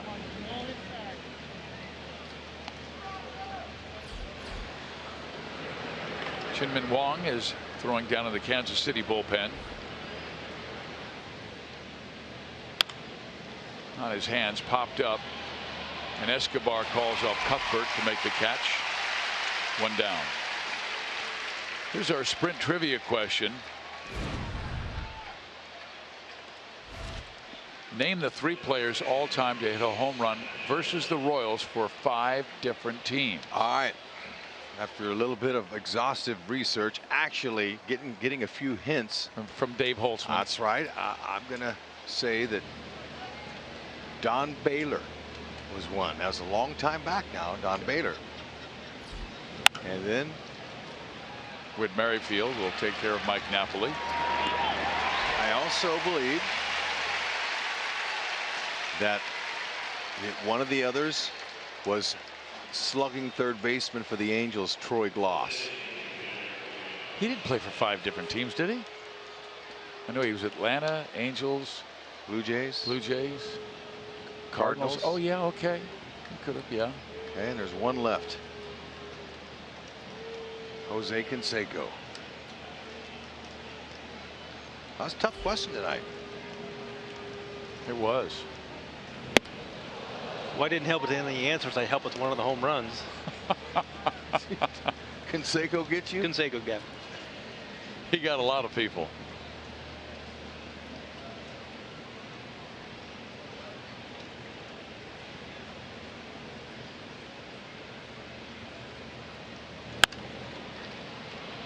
Popped up left side, Cuthbert, foul territory. He will make the catch. Excellent 7th inning by Dylan G. We head to the bottom of the 7th inning. Royals need 4 to tie.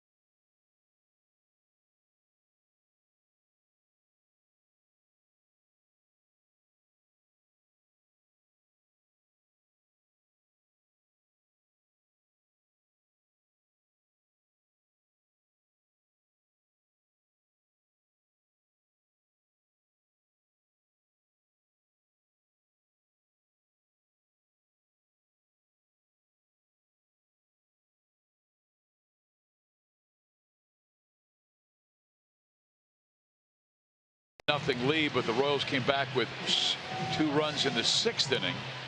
And hopefully they'll come up with some more here in the 7th inning as it's 8-9 Merrifield, Dyson, and then back to the top of the order. Whit in the throes of a 4 for 37 slide, trying to bust out of it. And Salazar delivers upstairs, ball 1.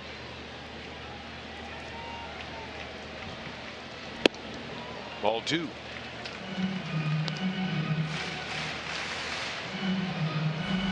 This likely is his last inning.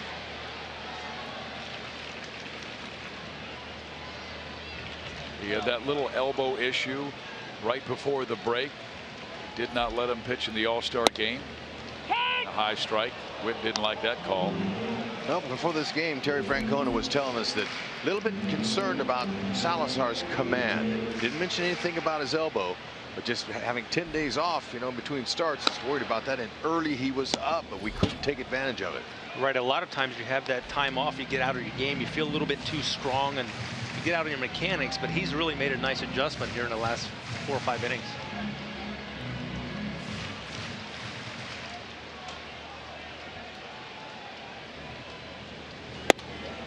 Ball 4, so Merrifield works the walk, his 9th this year. How about a premier Mazda game break? Detroit, big game with Minnesota tonight, but Brian Dozier goes deep off Bruce Rondon.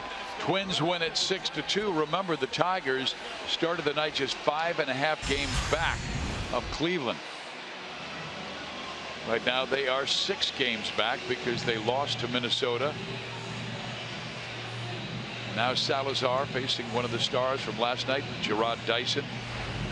Triple and a grand slam. Tonight 0 for 2, a ground out and strikeout.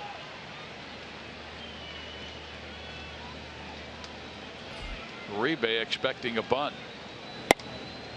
Ball 1. Nope. Gerard Dyson, as hot as he's been driving that ball, they need him to hit that alley again. And that right fielder very shallow. Yep, Eric Gonzalez not showing Dyson any respect as far as the power. He's been up this whole inning. Opening up too soon. Yeah, he is. You can see that arm angle's dropping down, and the arm angle drops down, and the ball really starts to go laterally up and away to the right-handed batter. And that brings Callaway out, probably to give Crockett a little more time. I'm sure Kyle Crockett getting ready for Eric Hosmer. But after Dyson, they'll have 2 right-handers in Escobar and Cuthbert, and then Haas. Can you read lips? Not in Espanol.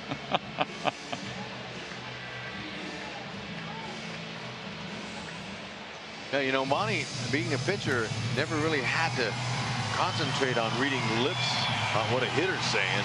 It's the hitters that know the lip reading a lot better, because they're standing at the plate and they're looking to see what's going on. And sometimes they can see the pitching coach or the pitcher mouth fastball or slider. That's why they cover up their mouth with their glove. Dyson to center field. That's a base hit. Better get to second quickly. They do. He's safe. First and second, nobody out. Rajai Davis on contact, froze. He had to read it and then just kept it in front of him and played it on the hop, and throw was off the line. If it was on line, they might have gotten Merrifield at second base. Gerard right on it. Just that one little hesitation by Davis, but look, that's a tough read for any center fielder. If you don't come in right away, you don't make that play. You got to come in on contact. But see if the Royals can keep that line moving here.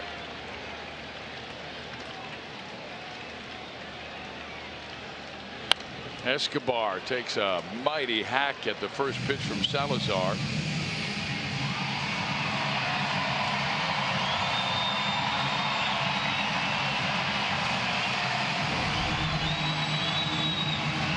He's been good 7th inning or later.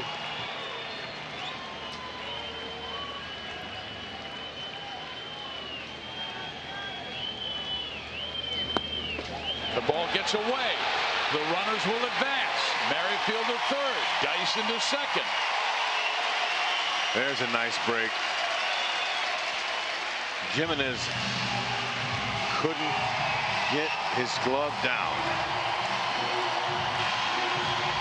You see how he reacts to that. There's the split finger changeup. We haven't seen a lot of those tonight. And could tell, I'm not so sure that Jimenez didn't get crossed up, didn't know exactly what pitch was coming, because that ball did not bounce. They have changed it from a wild pitch to a pass ball. They saw the replay we did. Yep. Ooh. Now Salazar continues to stay up. And obviously, that conversation from Callaway did not solve his problem. Royals need one more base runner to bring the tying run to the plate.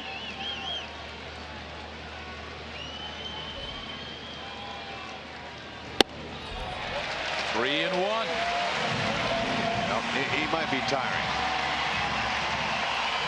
I'm not sure about you, but I feel a little better now in the 7th inning than I did last night in the 7th inning. And it was twice the deficit.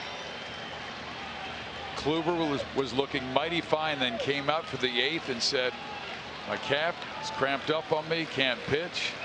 He came out, and then the Royals did the damage. Escobar pops that one up. Darn it, right side. Napoli gets it. One big out, and Escobar slams his bat down in disgust. Well, you know, you got a guy who's been missing up in the zone, and Escobar again not taking the walk. Definitely did a favor for Salazar on swinging at this pitch. Oh, that was ball 4. Wow.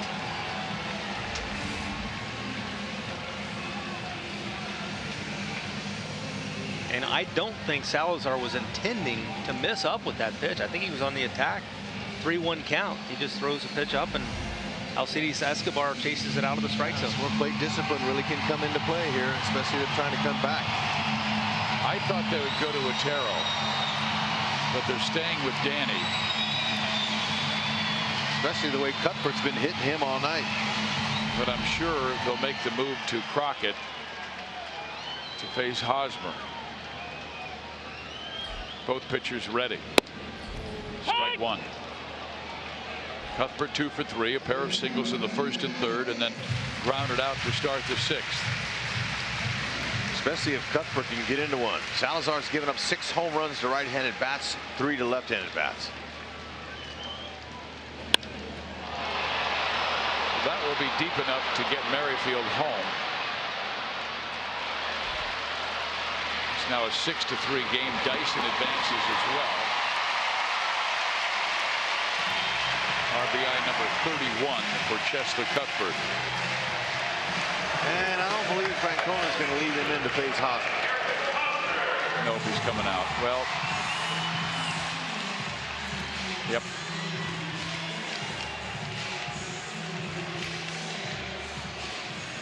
This is our Chevy call to the bullpen. Very likely Kyle Crockett, a lefty, to face the left-handed swinging Eric Hosmer. We'll be right back.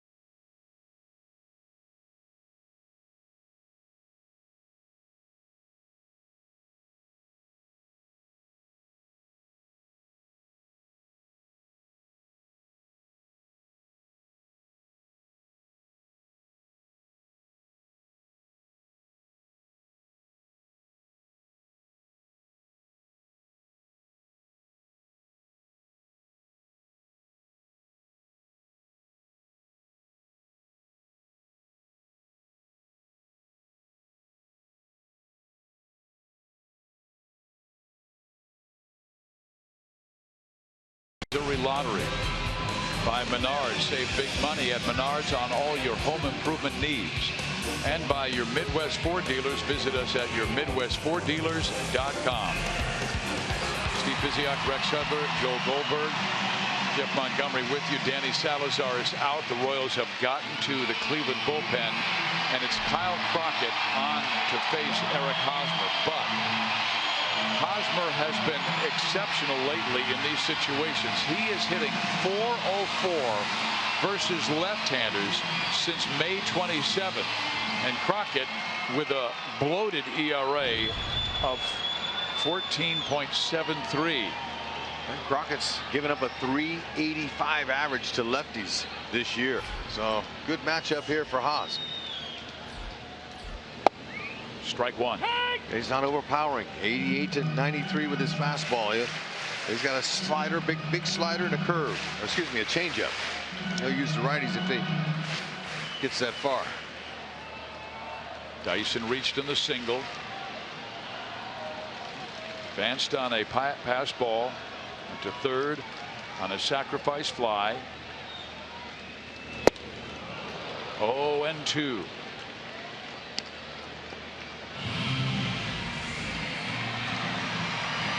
It is going right after Haas. That ball's well placed up and off the plate. He was a terrific pitcher at the University of Virginia, but he's facing the Wizard of Haas. Down 0-2.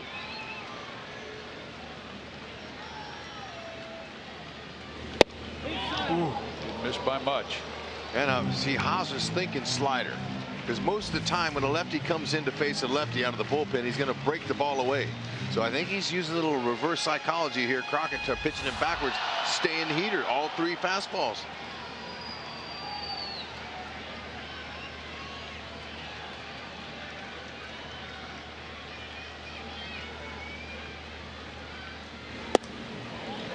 Did not chase. Wants to get on for Morales if he can, because Kendris would represent the tying run.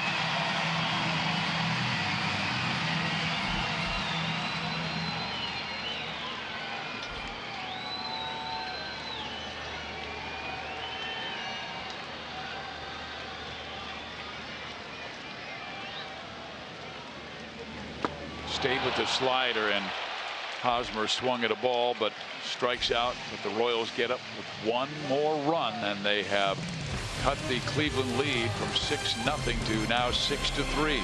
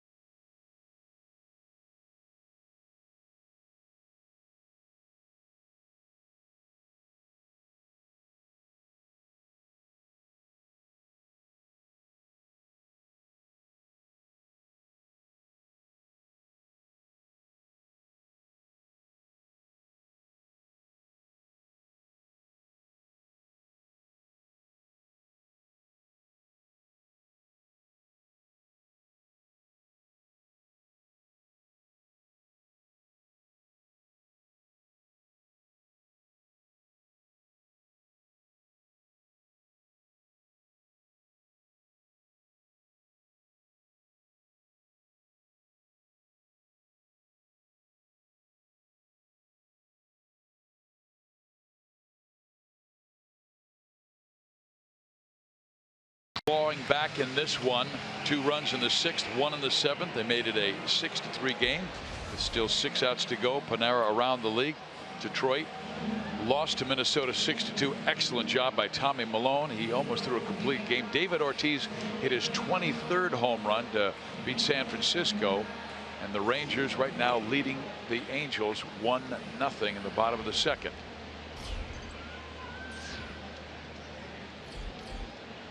Jose Ramirez will bat against Dylan G, who's thrown 74 pitches tonight. Man, he's been like a starter. Flynn went 2 1/3, gave up 3 runs. That's popped up left side. Escobar wants it, drifts out on left field grass and makes the catch. 1 out.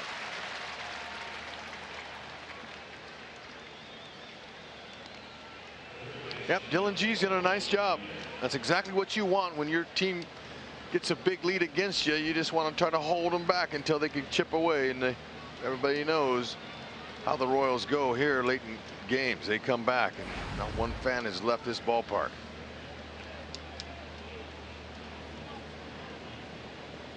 They keep their cool in the late innings. That ball popped foul. Our associate producer Dave Holtzman always has a quote that has something to do with either that game or the night before, and it came from a gentleman by the name of John Cotter.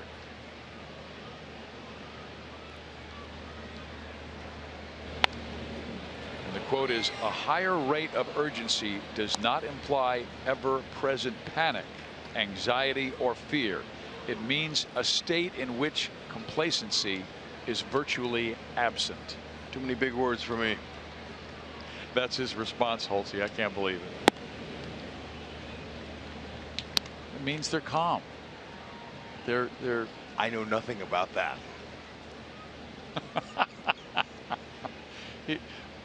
My partner is such an honest man. Good swing pitch. and a miss. Not away.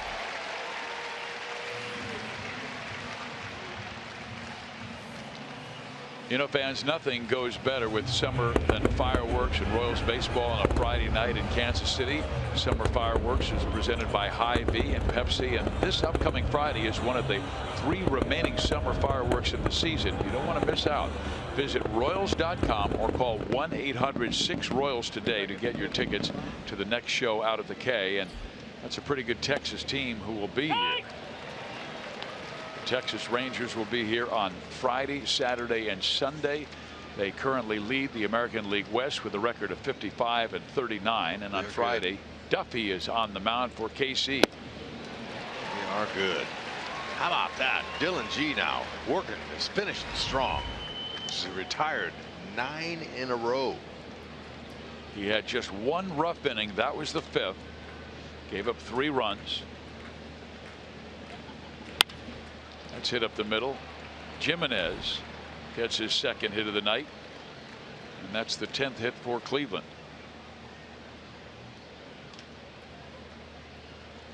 Looks like we're going to see Lonnie Chisenhall bat for Eric Gonzalez.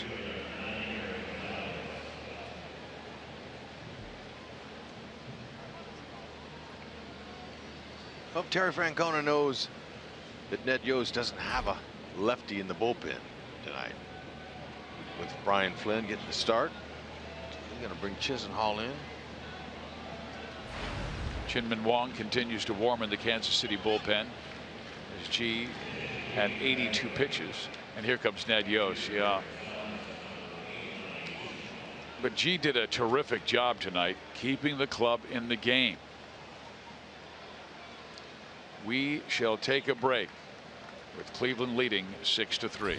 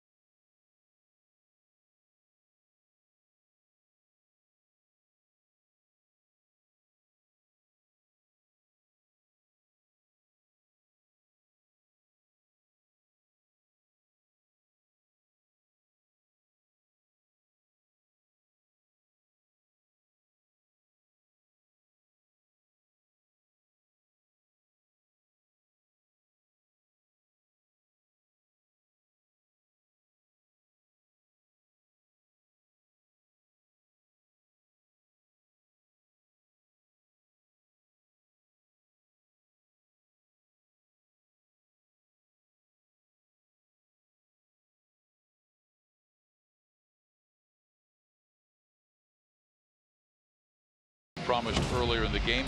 It's Miller time, brought to you by Miller Lite. Eric Gonzalez with his first major league hit.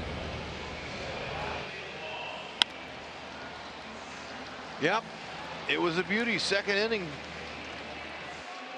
Got it right up the middle. So he has a seat now as Chisenhall will pinch hit for him.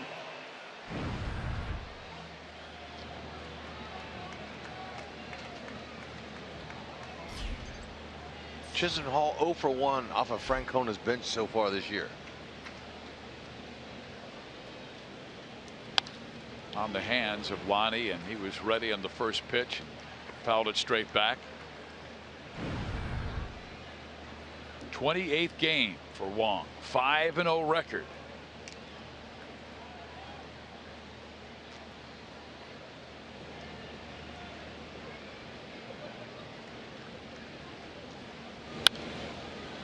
Popped him up. Cuthbert comes in and makes the catch. Good job by Chin-Min Wong. He throws 2 pitches, gets 1 out. Good job by G tonight. Royals still in it.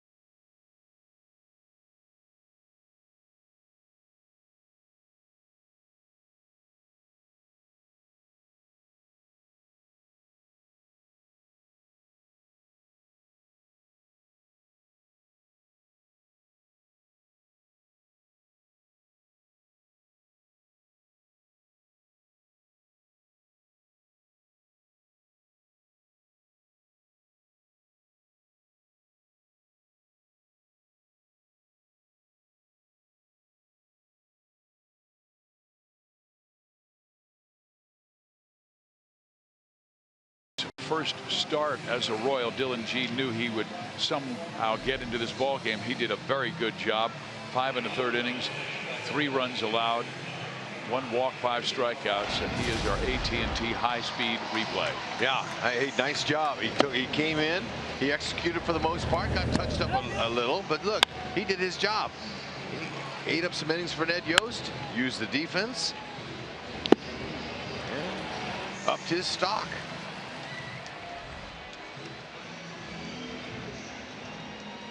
Lonnie Chisenhall stays in the game to play right field.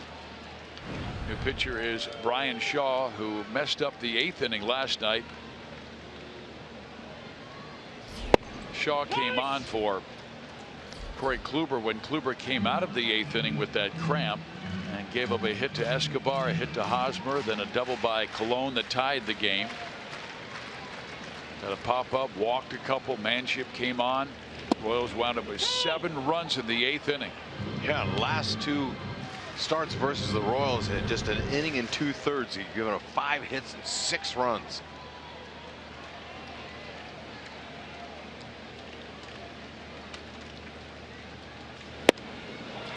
But he throws 3 pitches to strike out Kendrys Morales, so a good start for Shaw in the 8th. But at the beginning of the game, we showed you the Royals have the best run differential in the 8th inning or later this year in all of Major League Baseball, plus 43 with 7 runs last night. Yeah, you know what? I'll say that is definitely some late inning magic.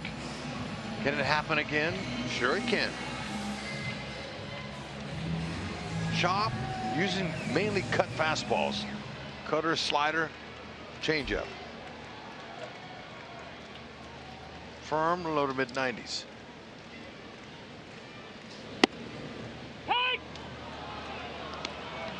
He's a veteran now out of Livermore, California. Arizona's second-round pick in 2008 out of Long Beach State.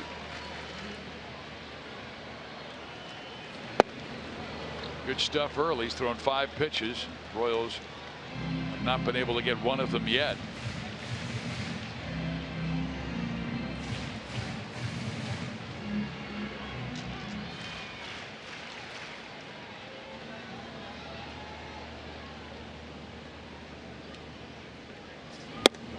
And then Sal went after a bad pitch.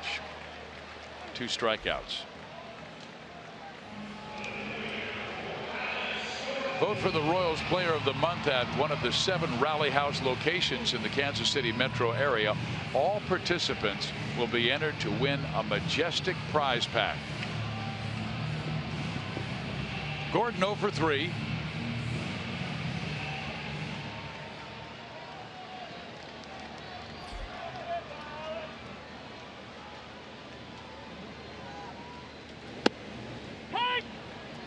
Breaking ball, strike 1. Alex has not had much success against the Cleveland right-hander. Rolls it back up the middle. Shaw tosses him out.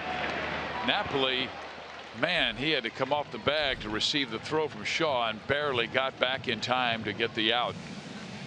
We head to the 9th. 6-3 Cleveland.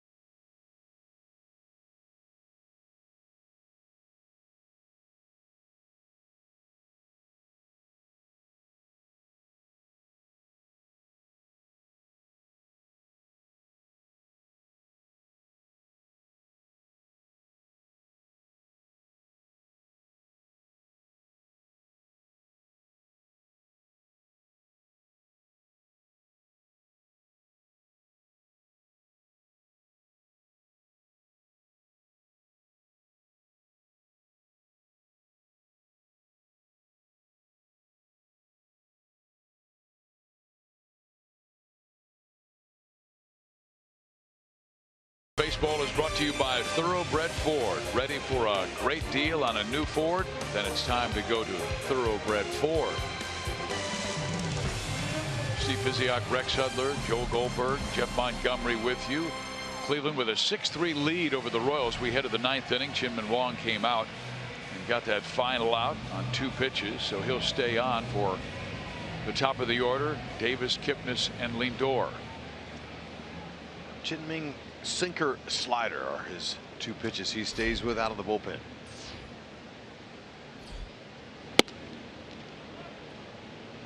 You know, we talked about the veterans that Terry Francona likes to bring in. Napoli, Uribe. But we haven't mentioned Rajai Davis. This guy here, he's a leader. Hustles, plays hard. And he gets a base hit to left field. He's leading the team in stolen bases. Mentoring a lot of young players on this team. Yeah, it's much like Jason Giambi's presence in the year, but 3 years ago when they won 92 games. He didn't play that much, but boy, he was so important in that clubhouse. That's right. I was talking with center fielder Tyler Naquin today about how calm he seems to look, and he's having an outstanding rookie season. And he credits Rajai Davis spending a lot of time with him in spring training. Mentoring. Passing the game on. Ground ball second, could be 2, 1, and 2. That's a nifty adjustment that Escobar made on Merrifield's throw. Throw was just a little bit wide to Escobar's glove side, so why not just use your body as momentum and just take it and spin with it.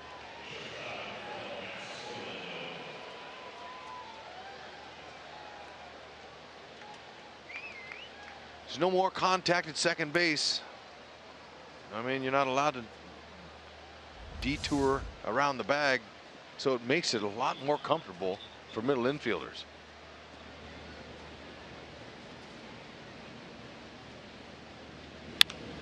Be interesting to see if the double play numbers are up this year.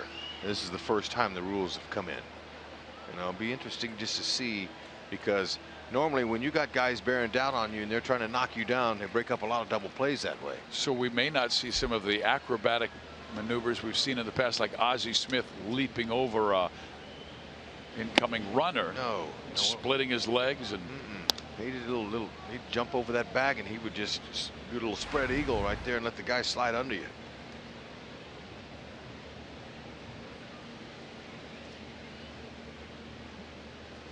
Lindor has been on twice, a fielder's choice and a single. He's scored both times.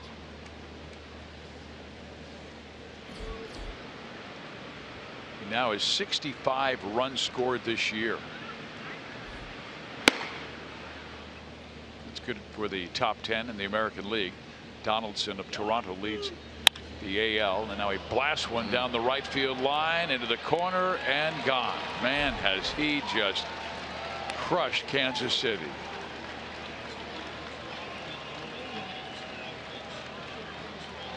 That is his 7th home run hit against Kansas City in 1.5 years. And that is our Chrysler drive of the game. Nope, it's a little bit similar to where he got the pitch last night. He's got that swing down. Anything that's up and on the inner half of the plate, he's going to take a rip.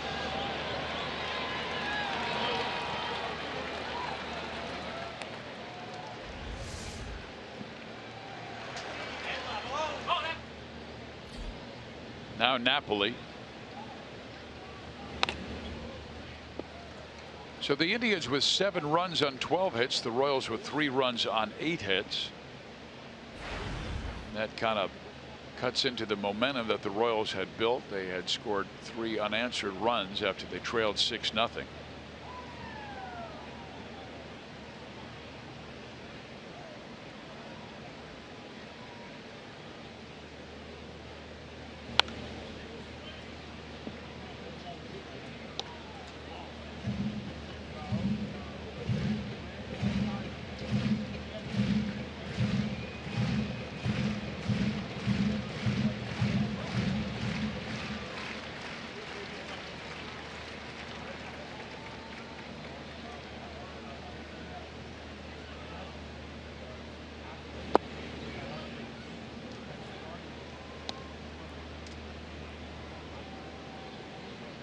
Royals have been searching for that 5th starter all year long.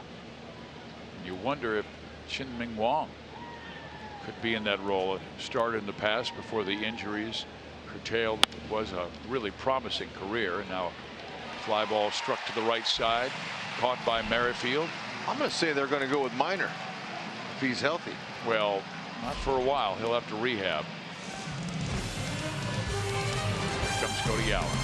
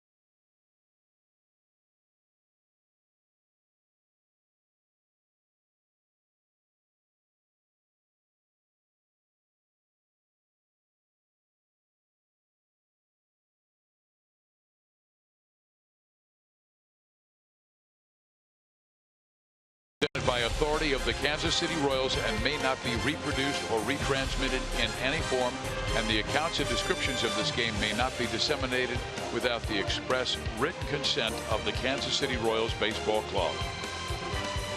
Here's our game summary. Brian Flynn got the start, only lasted 2 1/3, gave up 3 runs. Lindor went 2 for 4, got another home run against KC, and Cuthbert 2 for 3 with an RBI. He now has a 9-game hit streak. G did a good job going 5 1/3, giving up 3. The Royals trail 7-3 going to the bottom of the 9th. He is a believer with his hat to the side, sunglasses upside down, the rally hat, rally glasses ready to be tested. Foul off. Yep, going to face a power pitcher with a mid-90s fastball and a big curve. Got a 2.66 ERA. Opponents aren't doing much off of him. No, he's been their best reliever this year. He, along with Dan Otero, 2.66 ERA and 19 saves. Fastball up.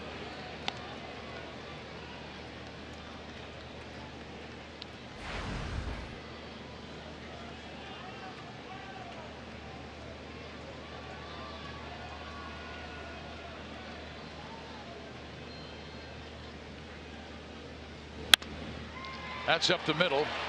Cut off by Lindor. Quick toss. Got him. What a play. And is he athletic. Wow. That ball had top spin on it. I thought it had a chance to, on the 2nd and 3rd bounce, to get by him. But this guy, he comes to play, and he plays all 9.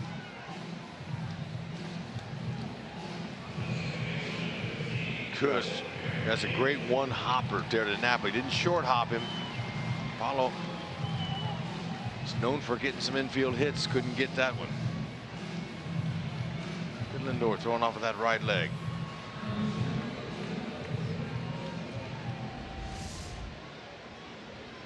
Now Merrifield, who walked his last time up, came around to score the Royals' 3rd run.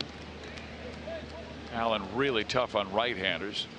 He's given up just 11 hits this year in 72 at-bats to left-handed batters. That's a 153 average against.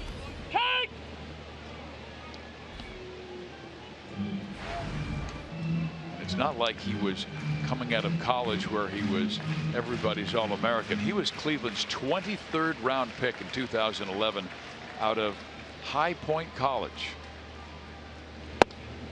Strike 1 and 2. That's a nice breaker there.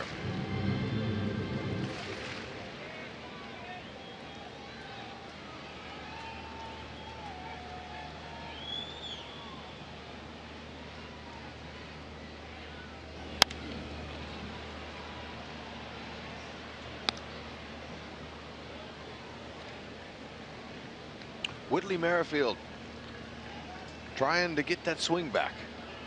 Just been a little tardy. We've seen him foul a lot of balls off down that right field line in the stands. So it looks like he's just a tad behind. They need to get him going.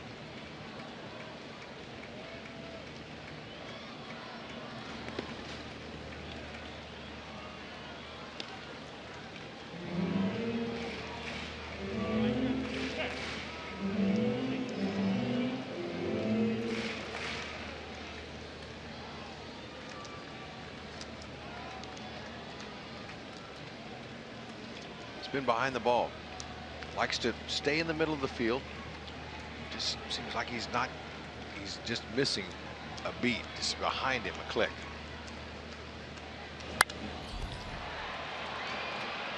Stays up for Chisenhall, who again was playing shallow in right field, and that really has paid off for them in this game.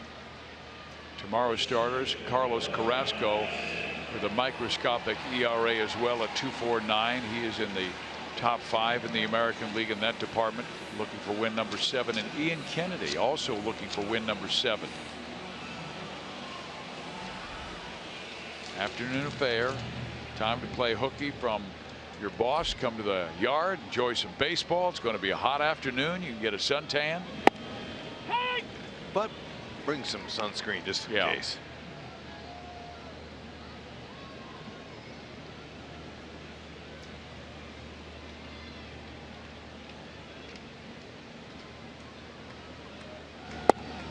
reminder, Joel and Monty will be along with Boulevard Royals Live immediately after the ball game to discuss this one and also look ahead to tomorrow. Kennedy and Carrasco hooking up.